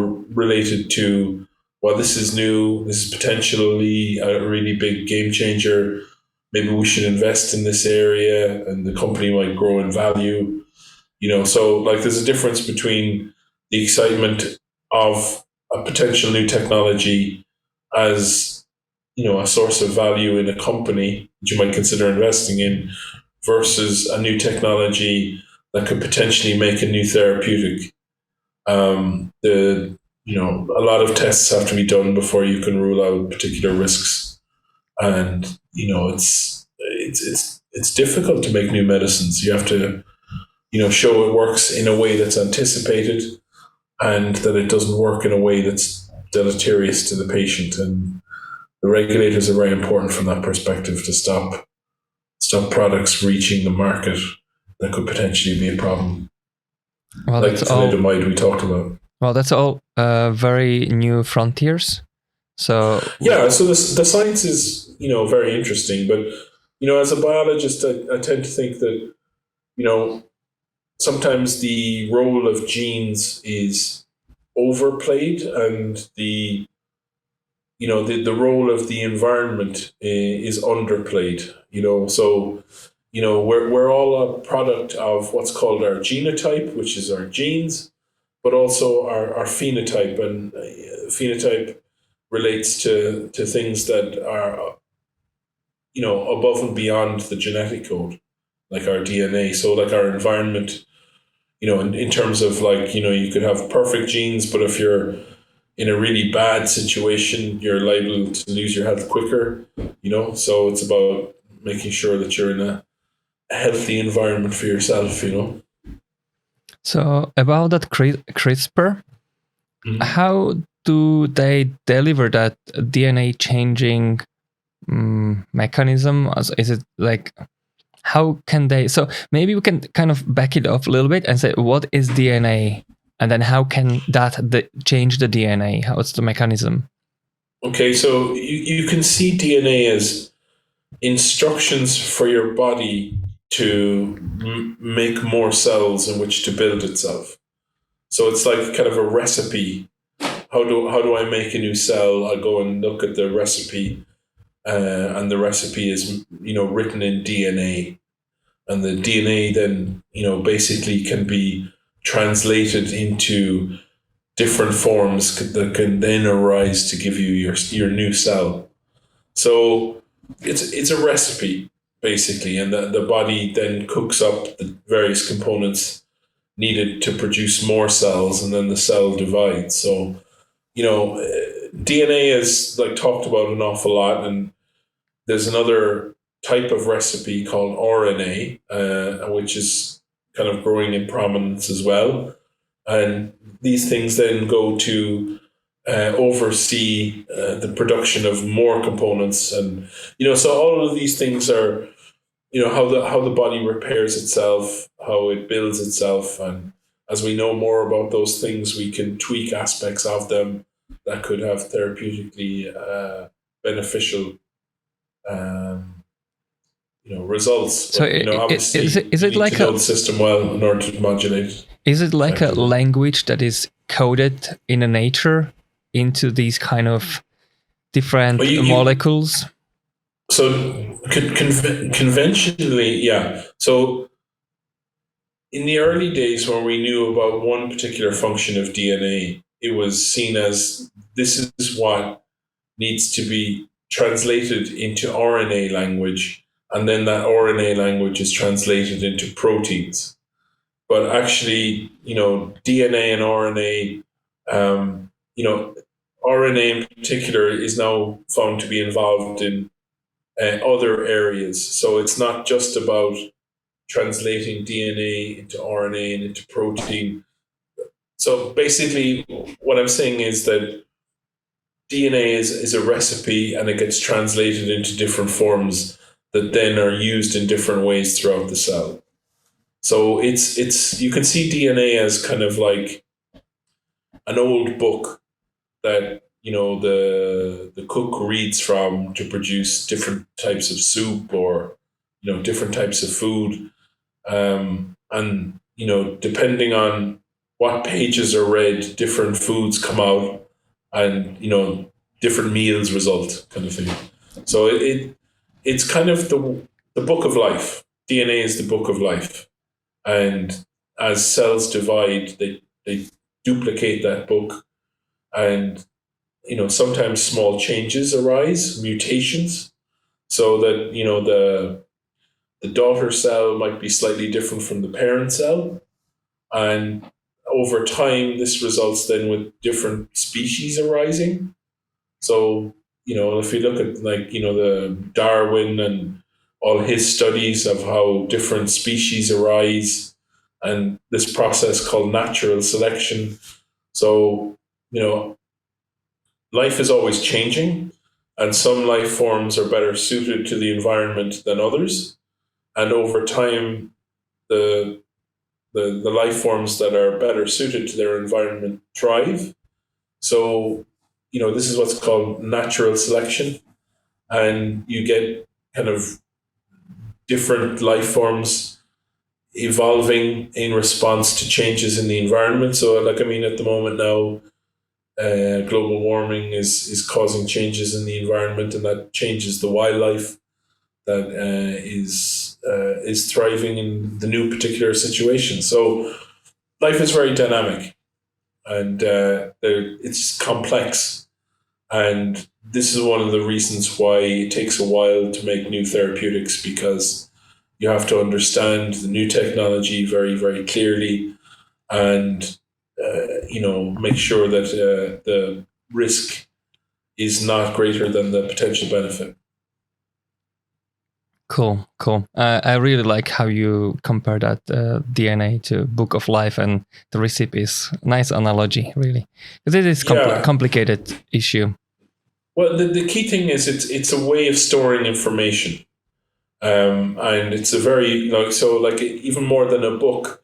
When DNA is in its normal state, it's wound really, really, really tightly, and then it sits inside an area of the cell called the nucleus, which is like the head of the cell, so to speak, where all the information is stored, and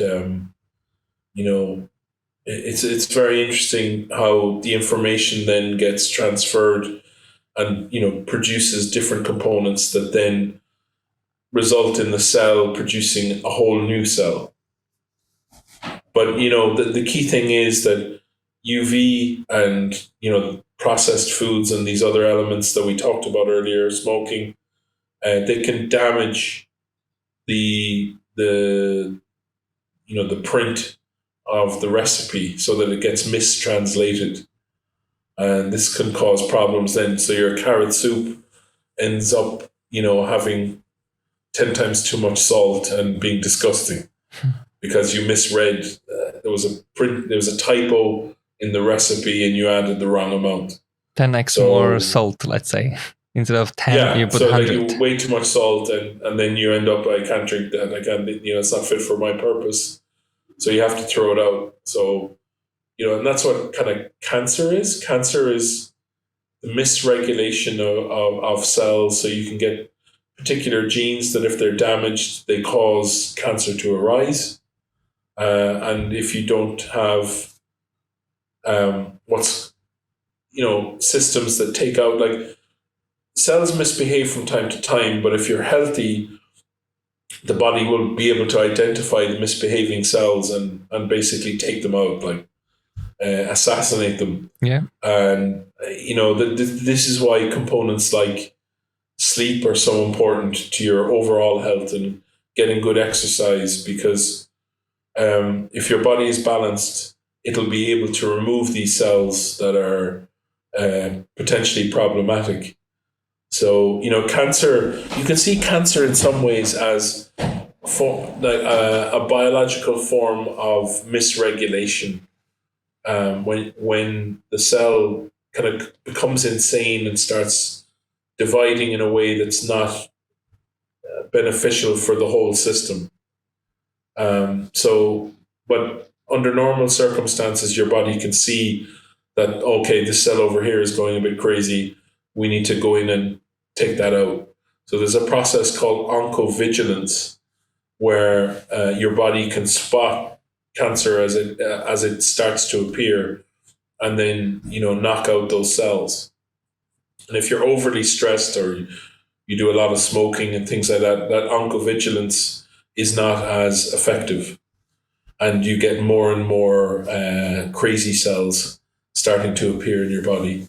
And like when you hear a lot about tissue transplantation, sometimes you put on drugs that suppress your immune system, so they can accept it.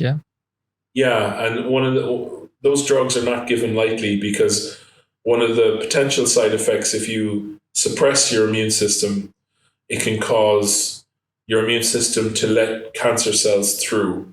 So like those drugs tend to have only be used when the balance of benefit versus harm is in the patient's favor. But there's a lot to be said for eating good foods, unprocessed foods, getting regular exercise, breaking a sweat every day, and getting your 8 hours of sleep, and not being in situations that result in chronic stress. And so we mentioned processed foods twice, about how they can sort of damage DNA and sort of diminish the immune system. So what is the mechanism there? Okay, so the whole thing with processed food is usually, it's engineered so that bugs don't break it down, that it stays around longer, right? So that it has a longer shelf life than normal food. So you're talking about conservants, for example? preservatives. Or, Preservatives, yeah. It can be a lot of different types of things, but if you have say you have some natural strawberries, you leave those strawberries out, they'll have gone off within 24 hours, because, the bugs will get at them and start breaking them down, Whereas if you say you have irradiated fruit, that won't be broken down as much because effectively you've sterilized the fruit, So like sometimes you get your food and it'll be in a plastic container that will be airtight. And that's to stop the bugs getting in to start breaking down the food, so to speak. So you're talking about you talk about bugs. You're talking about bacterias. Yeah, bugs like bacteria. Yeah, exactly. Small organisms. Like the thing is, if you add a lot of salt to something, that can stop bugs eating food as well. So this is why we, in medieval times, we would salt meat, because what salt does is it kind of draws out moisture, and bugs have a hard time really thriving if something is dried, So like one of the first things you'll do with a wound is you'll try and dry it out, because it makes it less likely to be infected. So it seems like water is the medium where the life happens and spreads around and thrives. Yes, and that is like basically, water is very synonymous with life. It's kind of the natural buffer in which a lot of different reactions of life happen. It's a very special molecule, water, actually. Biology is, the water is the kind of key molecule on which all these interactions and reactions that constitute life happen within. So we are 98% water, I think. 98? And a handful of chemicals, I think. Really? Okay. Yeah. Wow. Yeah. There's so like back to the whole oncovigilance, and this is the way the body naturally takes out cells that go crazy. And if you smoke a lot, or you're consistently under stress, or you're not getting enough sleep for long periods of time, your body loses a bit of its balance, and it becomes less effective in being able to identify and actually, remove the cells that it needs to take care of. So, I mean, this is one of the things,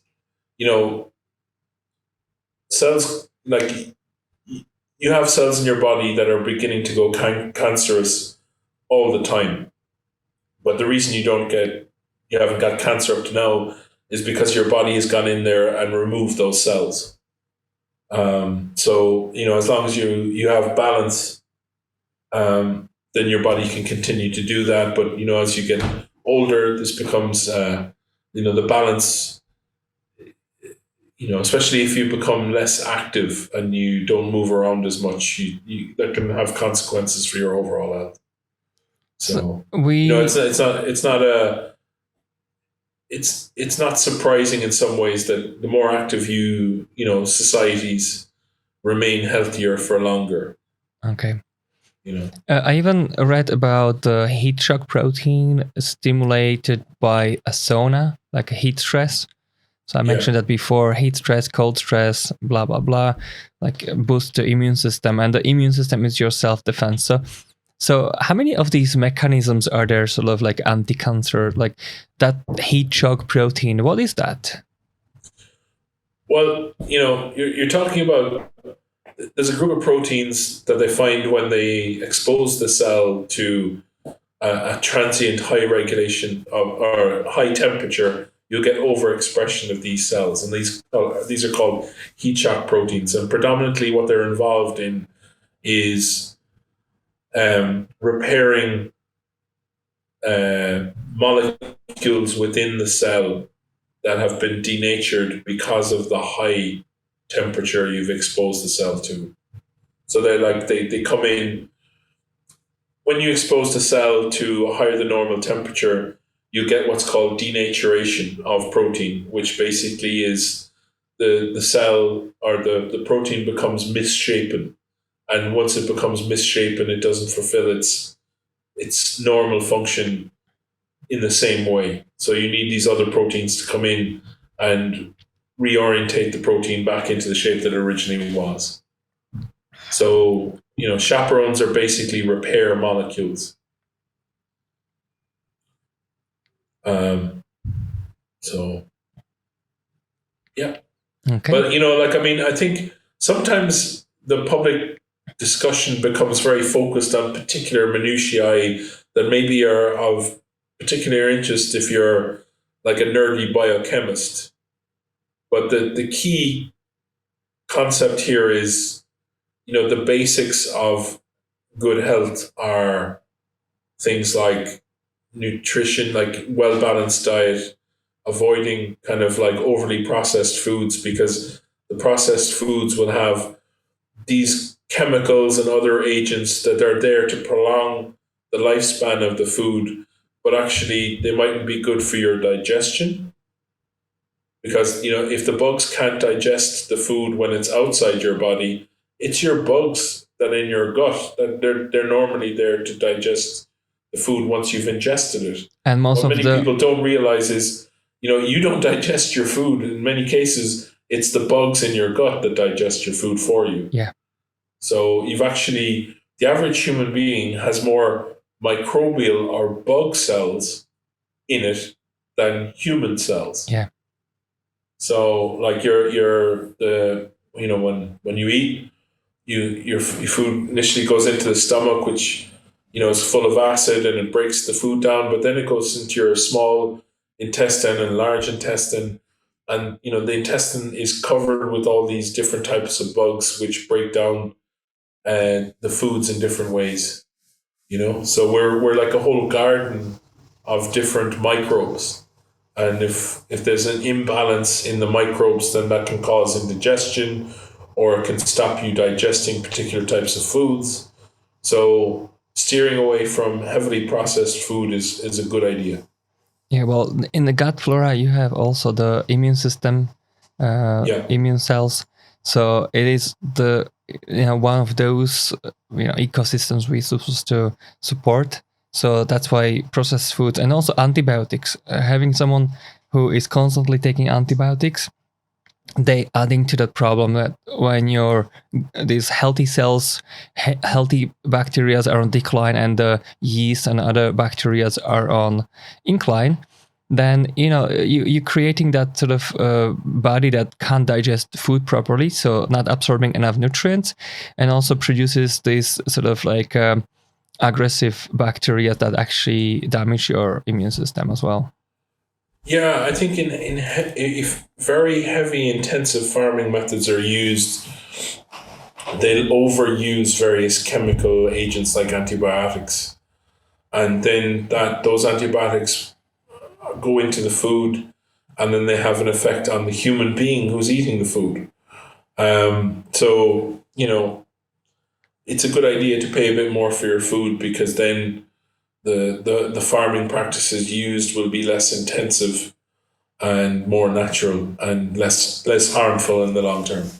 So basically eat natural food, something which is not overly packaged or processed, just as people used to eat 100 years ago, let's say. If you leave it out in the air and the bugs don't eat it after a week or 2 weeks or 3 weeks, if it stays exactly the same for weeks on end, you probably don't want to eat that yourself. It's not going to do you much good. Yeah. Unless it's something like honey.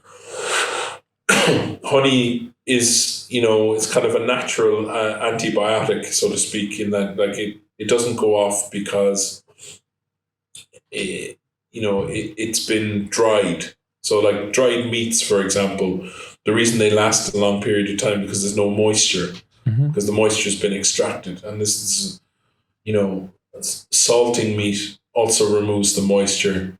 So, but modern process, I think there's a huge difference now between processed foods in this century and processed foods of 100 years ago. And you're seeing that, like, particularly like when I lived in the States, the regulations in the States allow a lot more different things to happen than can happen legally in Europe when it comes to food. And I think a lot of the problems with ill health you're finding in the States, they're a culmination of overly processed food and sedentary lifestyles. So, I think one of the great things about the EU is it is pretty stringent as to what can enter the food chain, and that this, you talk about constitutive antibiotic use, that's quite heavily regulated in Europe, which is good, I think. So this is another topic we wanted to talk about, was the mortality rate USA versus EU. Mm-hmm. So yeah, I mean I think the Europeans are doing quite well compared to the Americans at the moment, and you could say there's a number of factors that are involved in that. Number one is that the healthcare provision overall is it's more accessible in Europe than in America. You have to have a lot of money for particular types of procedures if you're based in America and you don't have health insurance. So overall, access to healthcare is better in Europe than in America. I mean, obviously, if you're rich, you probably have a greater range of options for particular illnesses. But rich people in Europe also can get the latest treatments and stuff. But I think it's really sad when you're seeing during COVID times you see a large amount of homelessness, both in Europe and in the United States, and it's really stressful to be homeless. If you don't know where you're going to be sleeping the next, and I think that that kind of lack of stability has a huge health impact, which is quite serious. I hope they solve those kind of issues as quickly as possible, because when you're under that amount of stress constitutively, it's not good for society or the individual. And what do you think is the reason? It is the pricing, the rise of prices for accommodation, or less opportunities to get a job, or is it higher? It is increase in, let's say, abusing alcohol or drugs, and a lot of people actually end up on the street because of their irresponsible behavior, or I combination. Think that, if people are in pain, they look for things to soothe their pain, and some things are answers to dealing with that, and then others are short-term answers, but long-term, very bad for you. So alcohol and drugs that are taken to mitigate pain, but have bad side effects like liver damage or in antisocial behavior, have consequences. I mean, we talked a lot, actually, you and I, about addictive personalities, and that addictive personality can be a good thing if you have a positive addiction, like a habit of exercising regularly or eating healthy foods. But if you have a bad addiction, like to drugs or alcohol, that can spiral your health downwards quite rapidly. Yeah, because then people become more lethargic. It's less likely they're gonna go out and go for a walk or run or jog, or gym. So they're less likely having a nutritious meal. They're more likely to grab something convenient. That is just there more for taste. Like it's like when you're hungover, you crave fatty, salty foods. Salty, yeah. So all these things, like, I remember there was a really good health book I read one stage, and they're showing how everything is integrated with everything else. So if you're sleep deprived, you tend to eat worse. And if you've ever gone a few days without good sleep, you're way more likely to start snacking, because your body is kind of sleep deprived and it knows something is wrong, so it's kind of seeking comfort inappropriately, shall we say.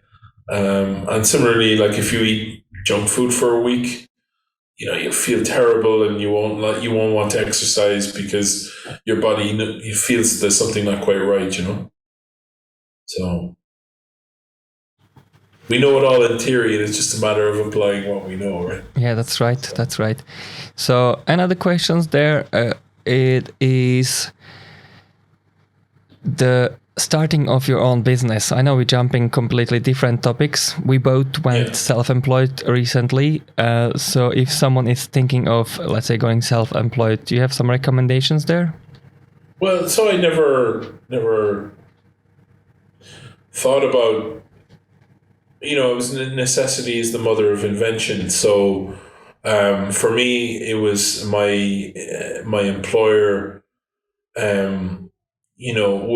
was like many other businesses, like they were struggling with dealing with COVID and also maintaining employees, and so I was working in an NHS building, and it was all open plan. And then when COVID hit, the problem was that unless you were involved in the frontline vaccination program, you shouldn't really be in the building. Like so many other people, I ended up working from home. And so I set up my own company so that it would be easier for my employer to employ me, and there would be more strategic options. And what I got out of it then is actually, not only could I work for one employer, I could work for several. So I had, this added bonus of non-exclusivity, so I could apply my specialized knowledge to different areas. And, I've only been doing it for like 7 months. And, when you start a new business, it's about understanding, what is your business? And, I knew what I could offer, but I didn't know whether the market was there, what people were willing to pay for it, and how I was going to manage it. So it's been an experiment for the last, 8 months. And, I consult now for several different stem cell companies around the world, and they come to me with different challenges. And, I'm using that as an opportunity to grow my area of expertise still further that maybe wouldn't have been available to me had I stayed in my old job situation. So I'm learning a lot more about kind of how intellectual property affects therapeutic development, or I learn a lot more about kind of like bioprocessing and how stem cells are grown to very large numbers and then directed into different cell types for therapeutic applications. And we react to the environment just like everything in life. And as the environment changes, so must we. So I can see my business as an adaptation to a changing environment, and like working from home was a lifestyle change that needed to happen in order to safeguard my exposure to the virus, so to speak, and keep other people safe. Yeah. So that was something that happened, which a lot of people would sort of first fight and being afraid of change. Yeah. And then eventually it turned into something good. Similar thing was for me when, after lockdowns, second lockdown, I was so busy. Yeah. I didn't want to work for the club that I worked before as much. I still wanted to stay there. I love the club. I love the people. But I could see the opportunity that I could make more income with less time working for myself. So coming back was like, I wanted to work only 1 day, maximum 2 days. And they were insisting that I only work 3 days or more. So they kind of gave me ultimatum like, look, we really need you, but it wasn't in a very supportive way. So I just realized, you know what? I don't need you anymore. So since you're not cooperating with me, even though I was working there for 9 years, I took the risk and say, look, that was my safety net. And I have decided to step out of it and fully land on my feet. And when that happened, I was actually lucky enough that friend of mine, Rory, he kind of got me into different club as a summer cover for classes, and eventually that was my new gym to train in, and also my new safety net with a couple of hours for classes. So again, I risked. I felt like I was ready. People were really supportive, because when I told my clients that I'm leaving, and a lot of them, they actually moved with me, because it's, especially when the club was locked down second time, and maybe people missed, 9 months, 10 months, I don't know, something like that, maybe even 11 months of a year and a half. So for now, they realize they need to exercise, and it's not like just the gym itself, it's the training itself, it's a trainer, because they train because we set up a session, they can't bail out. So they train because of the trainer, not because of the facility, because it's been proven. So again, like the risk was there, but I could see opportunity. And I'm very happy I moved into my own business, and I spoke to a couple of different trainers. They left to do their own thing as well, and freelancing seems to be more appreciated in the fitness industry, I guess, more and more. And we'll see where the next couple of years will go with sort of like post-COVID life. Well, yeah, I think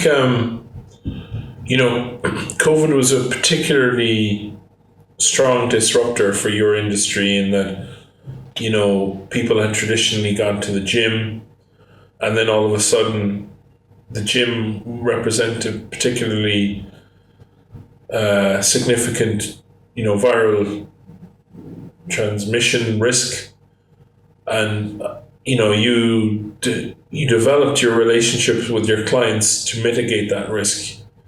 So instead of doing the activity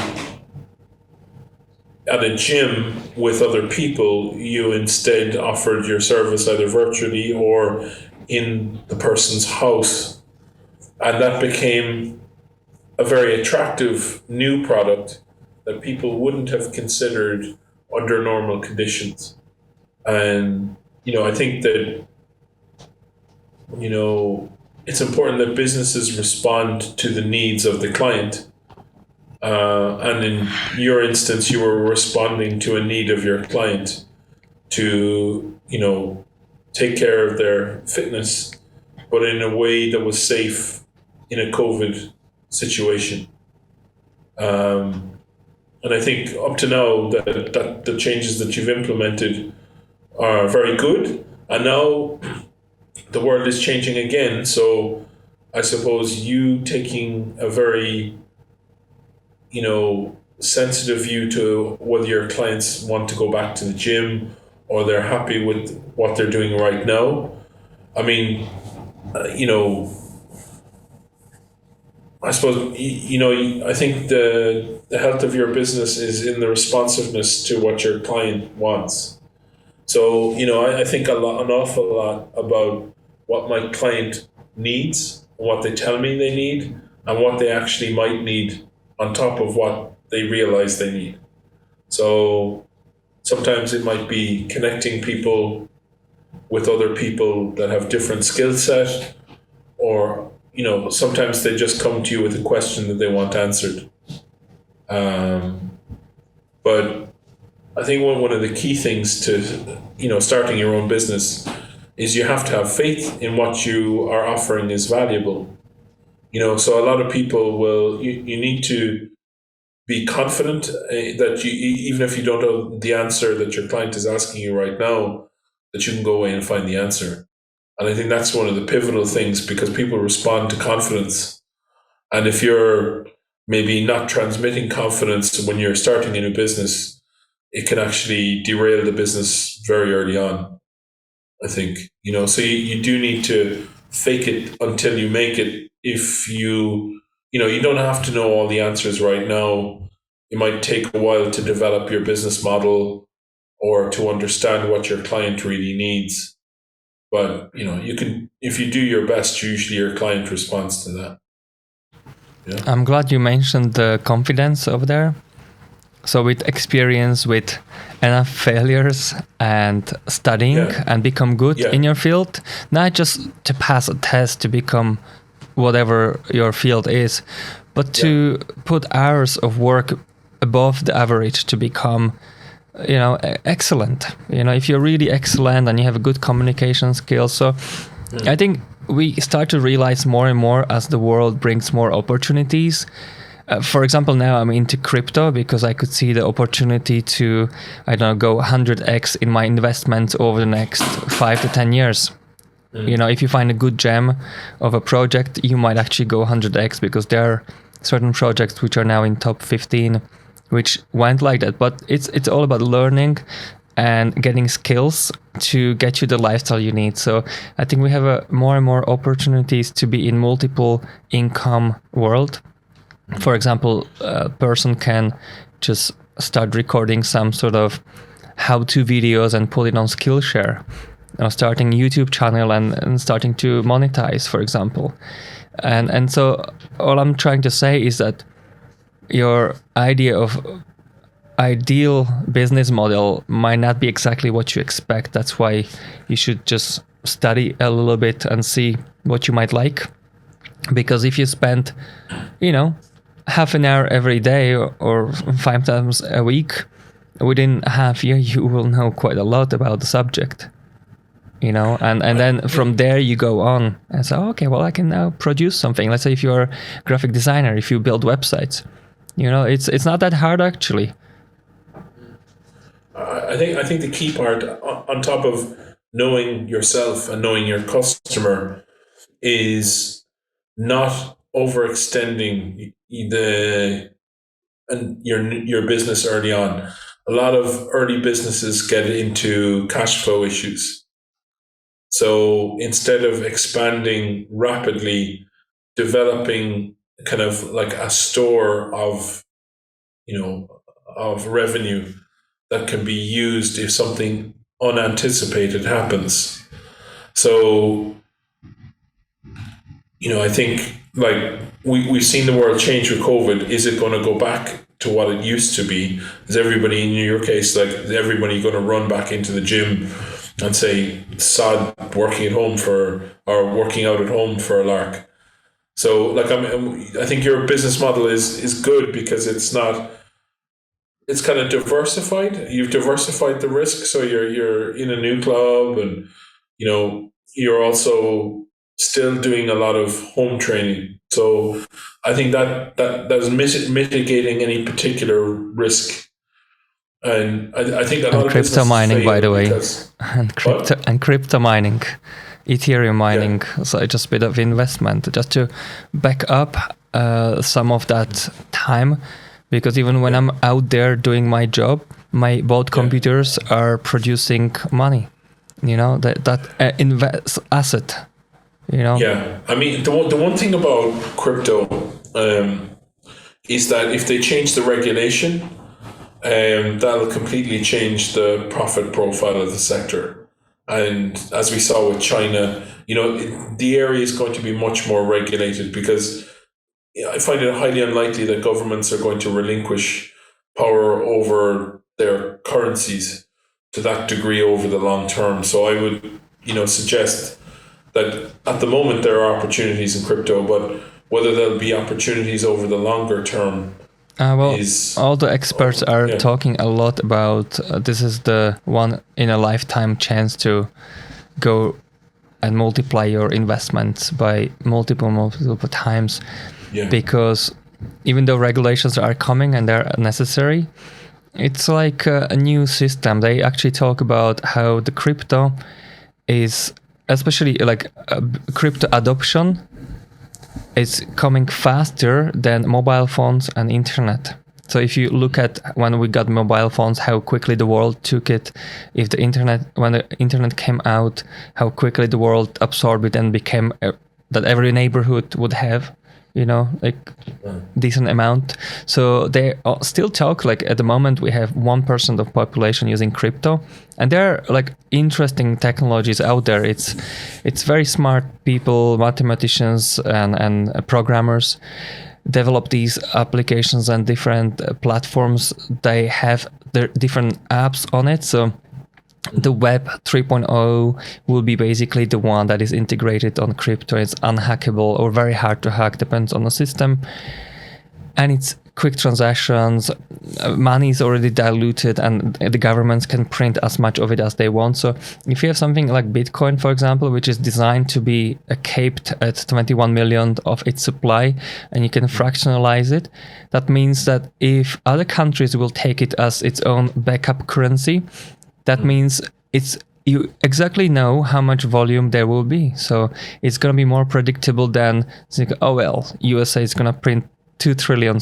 So therefore diluting, eventually kind of delaying the collapse. So it is in financial world, I think it's also,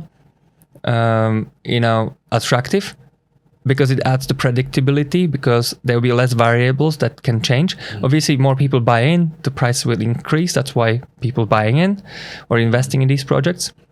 But on the other hand, the regulations, they should come, so the exchanges and investment funds will know exactly what they can do with it and what they cannot do with it. So we shouldn't be afraid of regulations. It's a technology which we not gonna just throw to the bin and say, look, this is like, if you can totally stop this, it means that totalitarian dictatorship to overrule this technology that is used by people. It does no harm to humanity to use crypto. And I think a lot of people just learning about it. It's just like we are past that initial.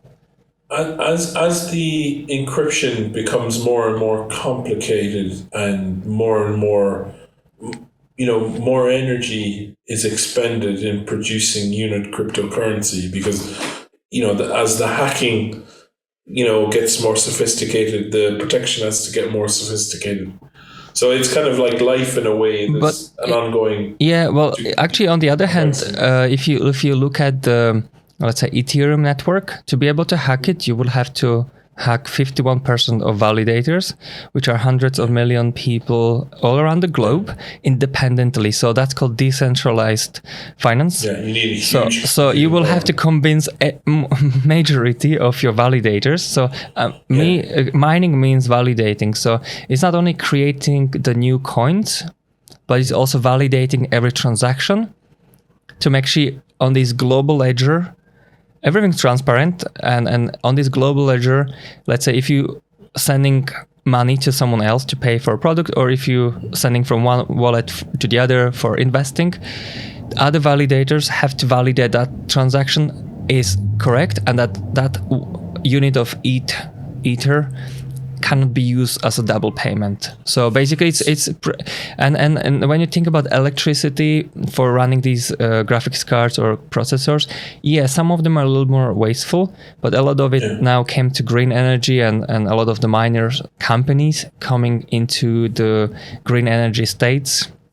So you have three revenue generating activities. You do the crypto investing, you do mining, training with clients at home, or virtually, and then you have more traditional training in the gym. And I also do photography. I do product photography, lifestyle photography, physique photography. I used to do work for Westwood last 2 years before the pandemic.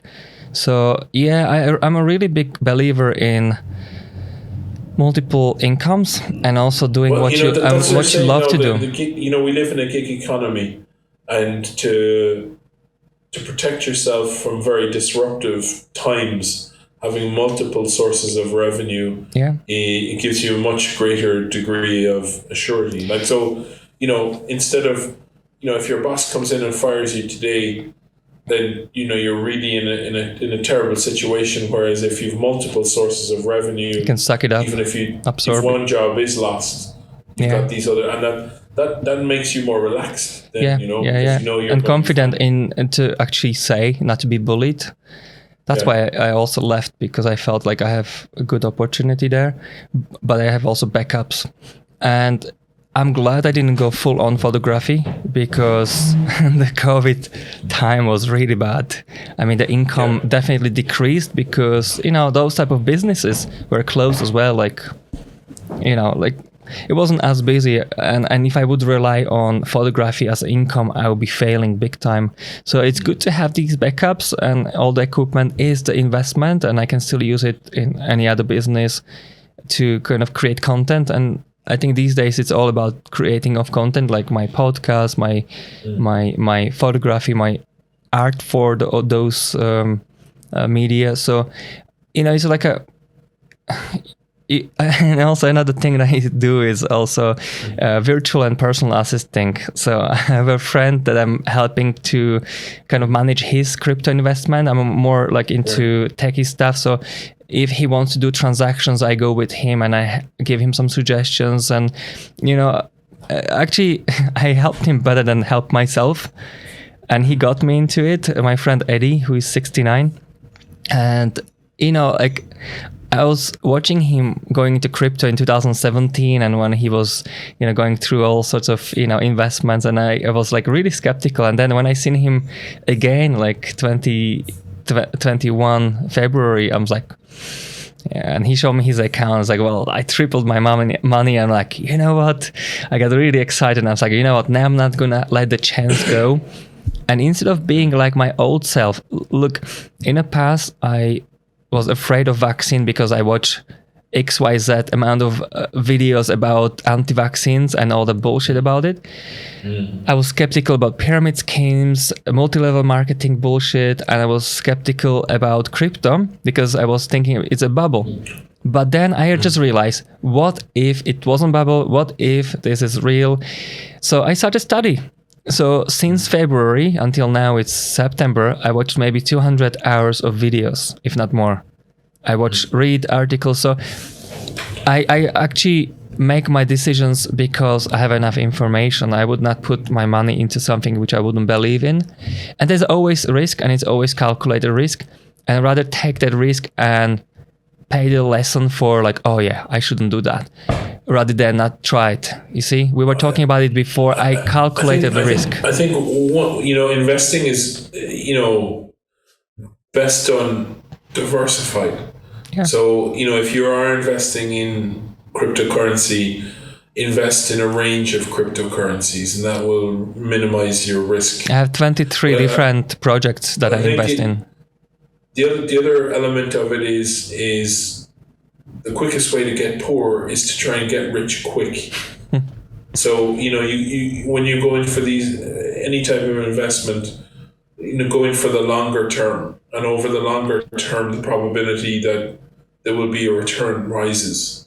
So diversification and long-term investment before you withdraw your funds are usually the two trends. Dogecoin was a real example of this hype. Elon Musk really hyped it, and then he killed it.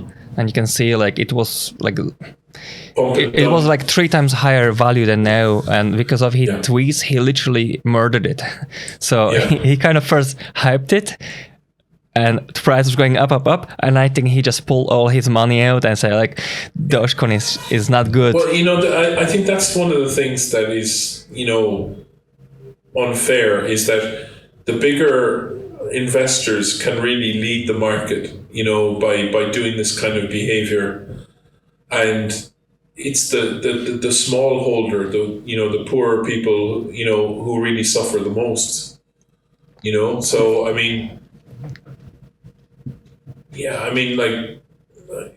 it's very easy to get a phone app now, and you can invest in anything. And I think it's very easy to lose a lot of money quickly if you're not, diversified, or, learn from your mistakes as well. For a short-term return. Yeah.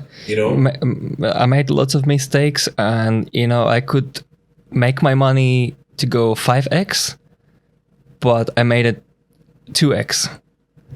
But the thing is, nobody sees the future. Nobody sees the future. Learning from mistakes, because I think 75 or 95% of investors bankrupt within 2 years by risking too much. So actually, I had to learn a lot of my mistakes and calm my emotions. So it's like another field of mastering. And I kind of like that. I really like looking at the charts. I like to measure how much percentage goes up and down, and use my intuition as well.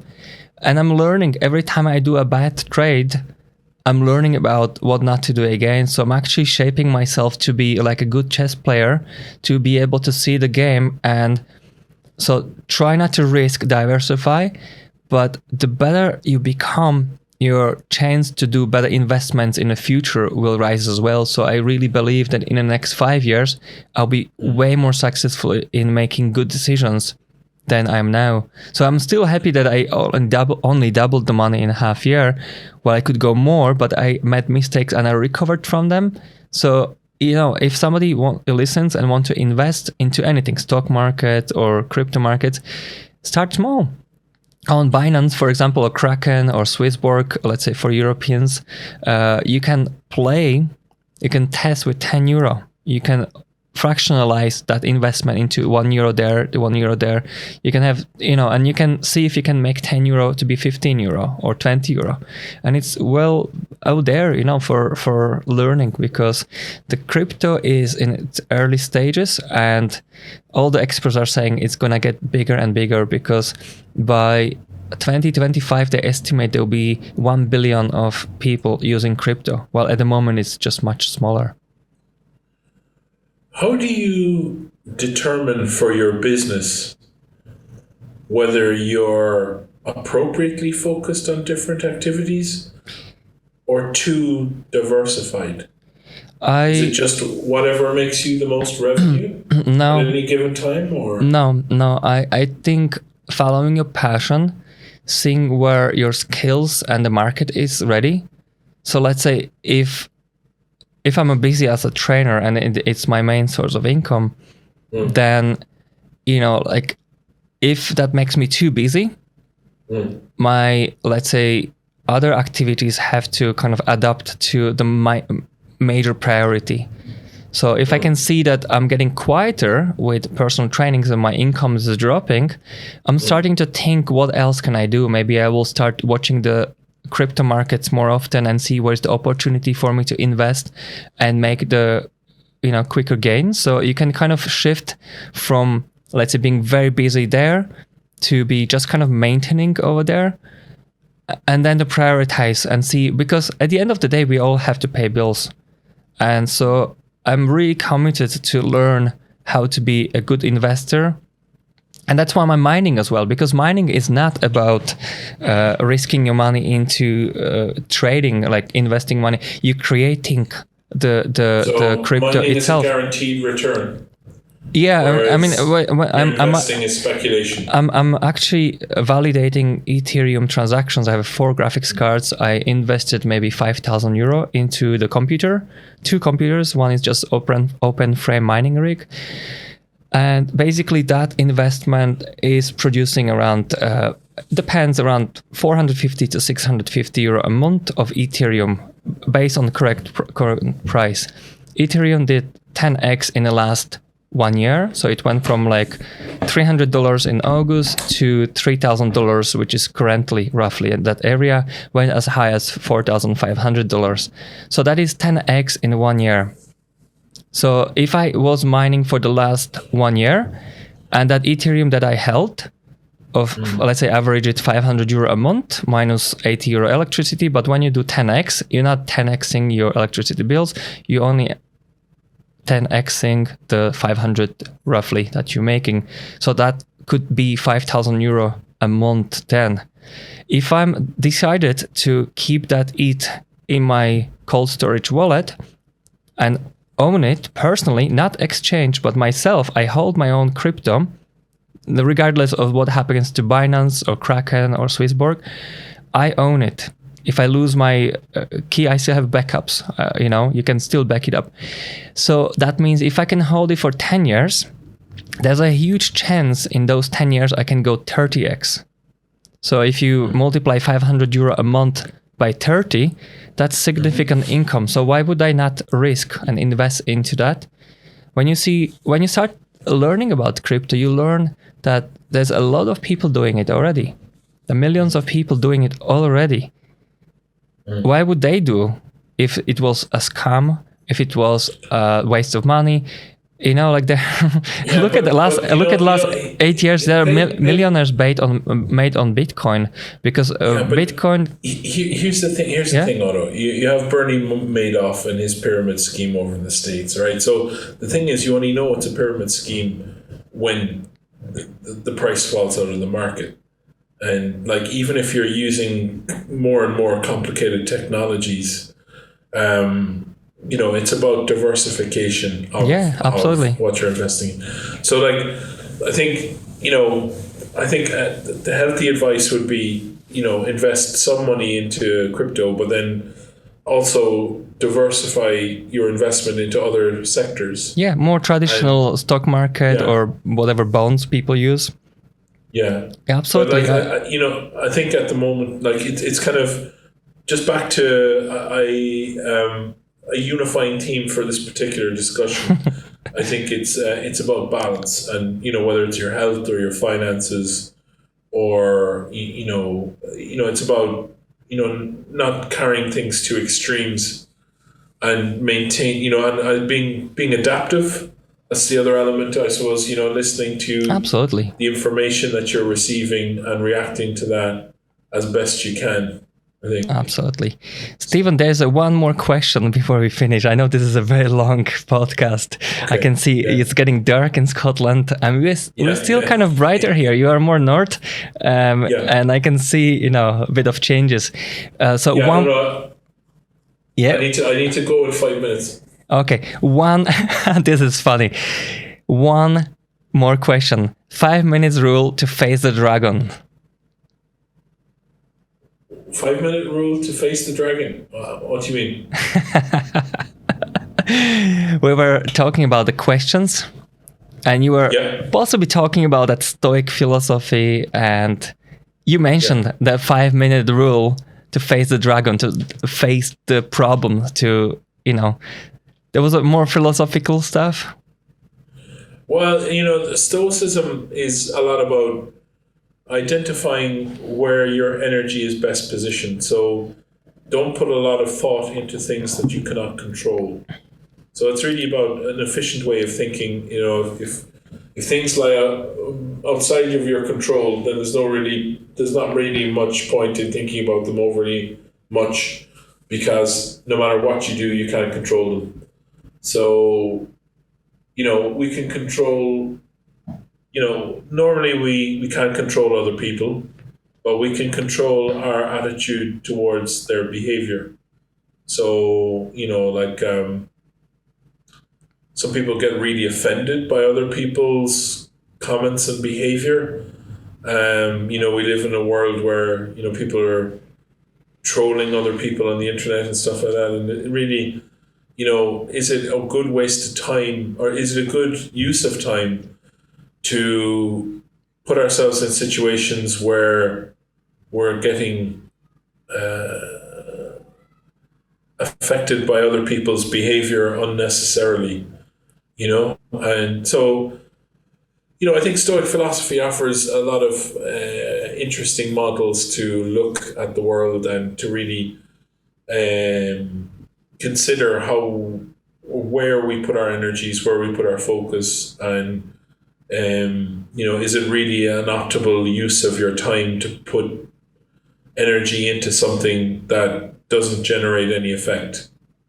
You know, and that's really it. Like, I mean, it's, you know, and Stoicism is about, you know, Epictetus was this really cool Stoic philosopher who started off as a slave and eventually became, you know, one of the most important philosophers in the world. And, you know, he obviously, as a slave, you've a lot of things beyond your control, and he realized early on that, you know, there were things within his control that he could master. And this is like, you know, you look at, like, you know, Nelson Mandela when he was in captivity, and, you know, he spent a lot of time thinking about these things, and, you know, he didn't focus on what he couldn't do, which was walk out of his prison cell, but he focused on what he could control, which was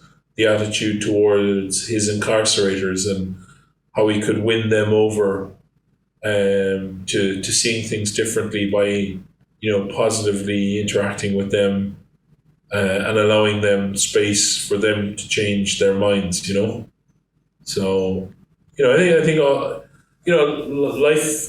life is a very interesting subject, very complicated, and I think there are certain things that are, good rules of thumb, which is, don't go to the extremes. Invest your energy where it gives an effect that's beneficial to you, and don't go it alone where you don't have to. Thank you, Stephen. Thank you so much for your time. This was actually quite a long podcast. So yeah, you could break it up into, we're the prophets of the future, man. Yeah, thank you so much again. Have a good evening, and I hope to talk to you soon. Okay, pleasure meeting you too. Talk soon. Thank you. Bye-bye. Okay.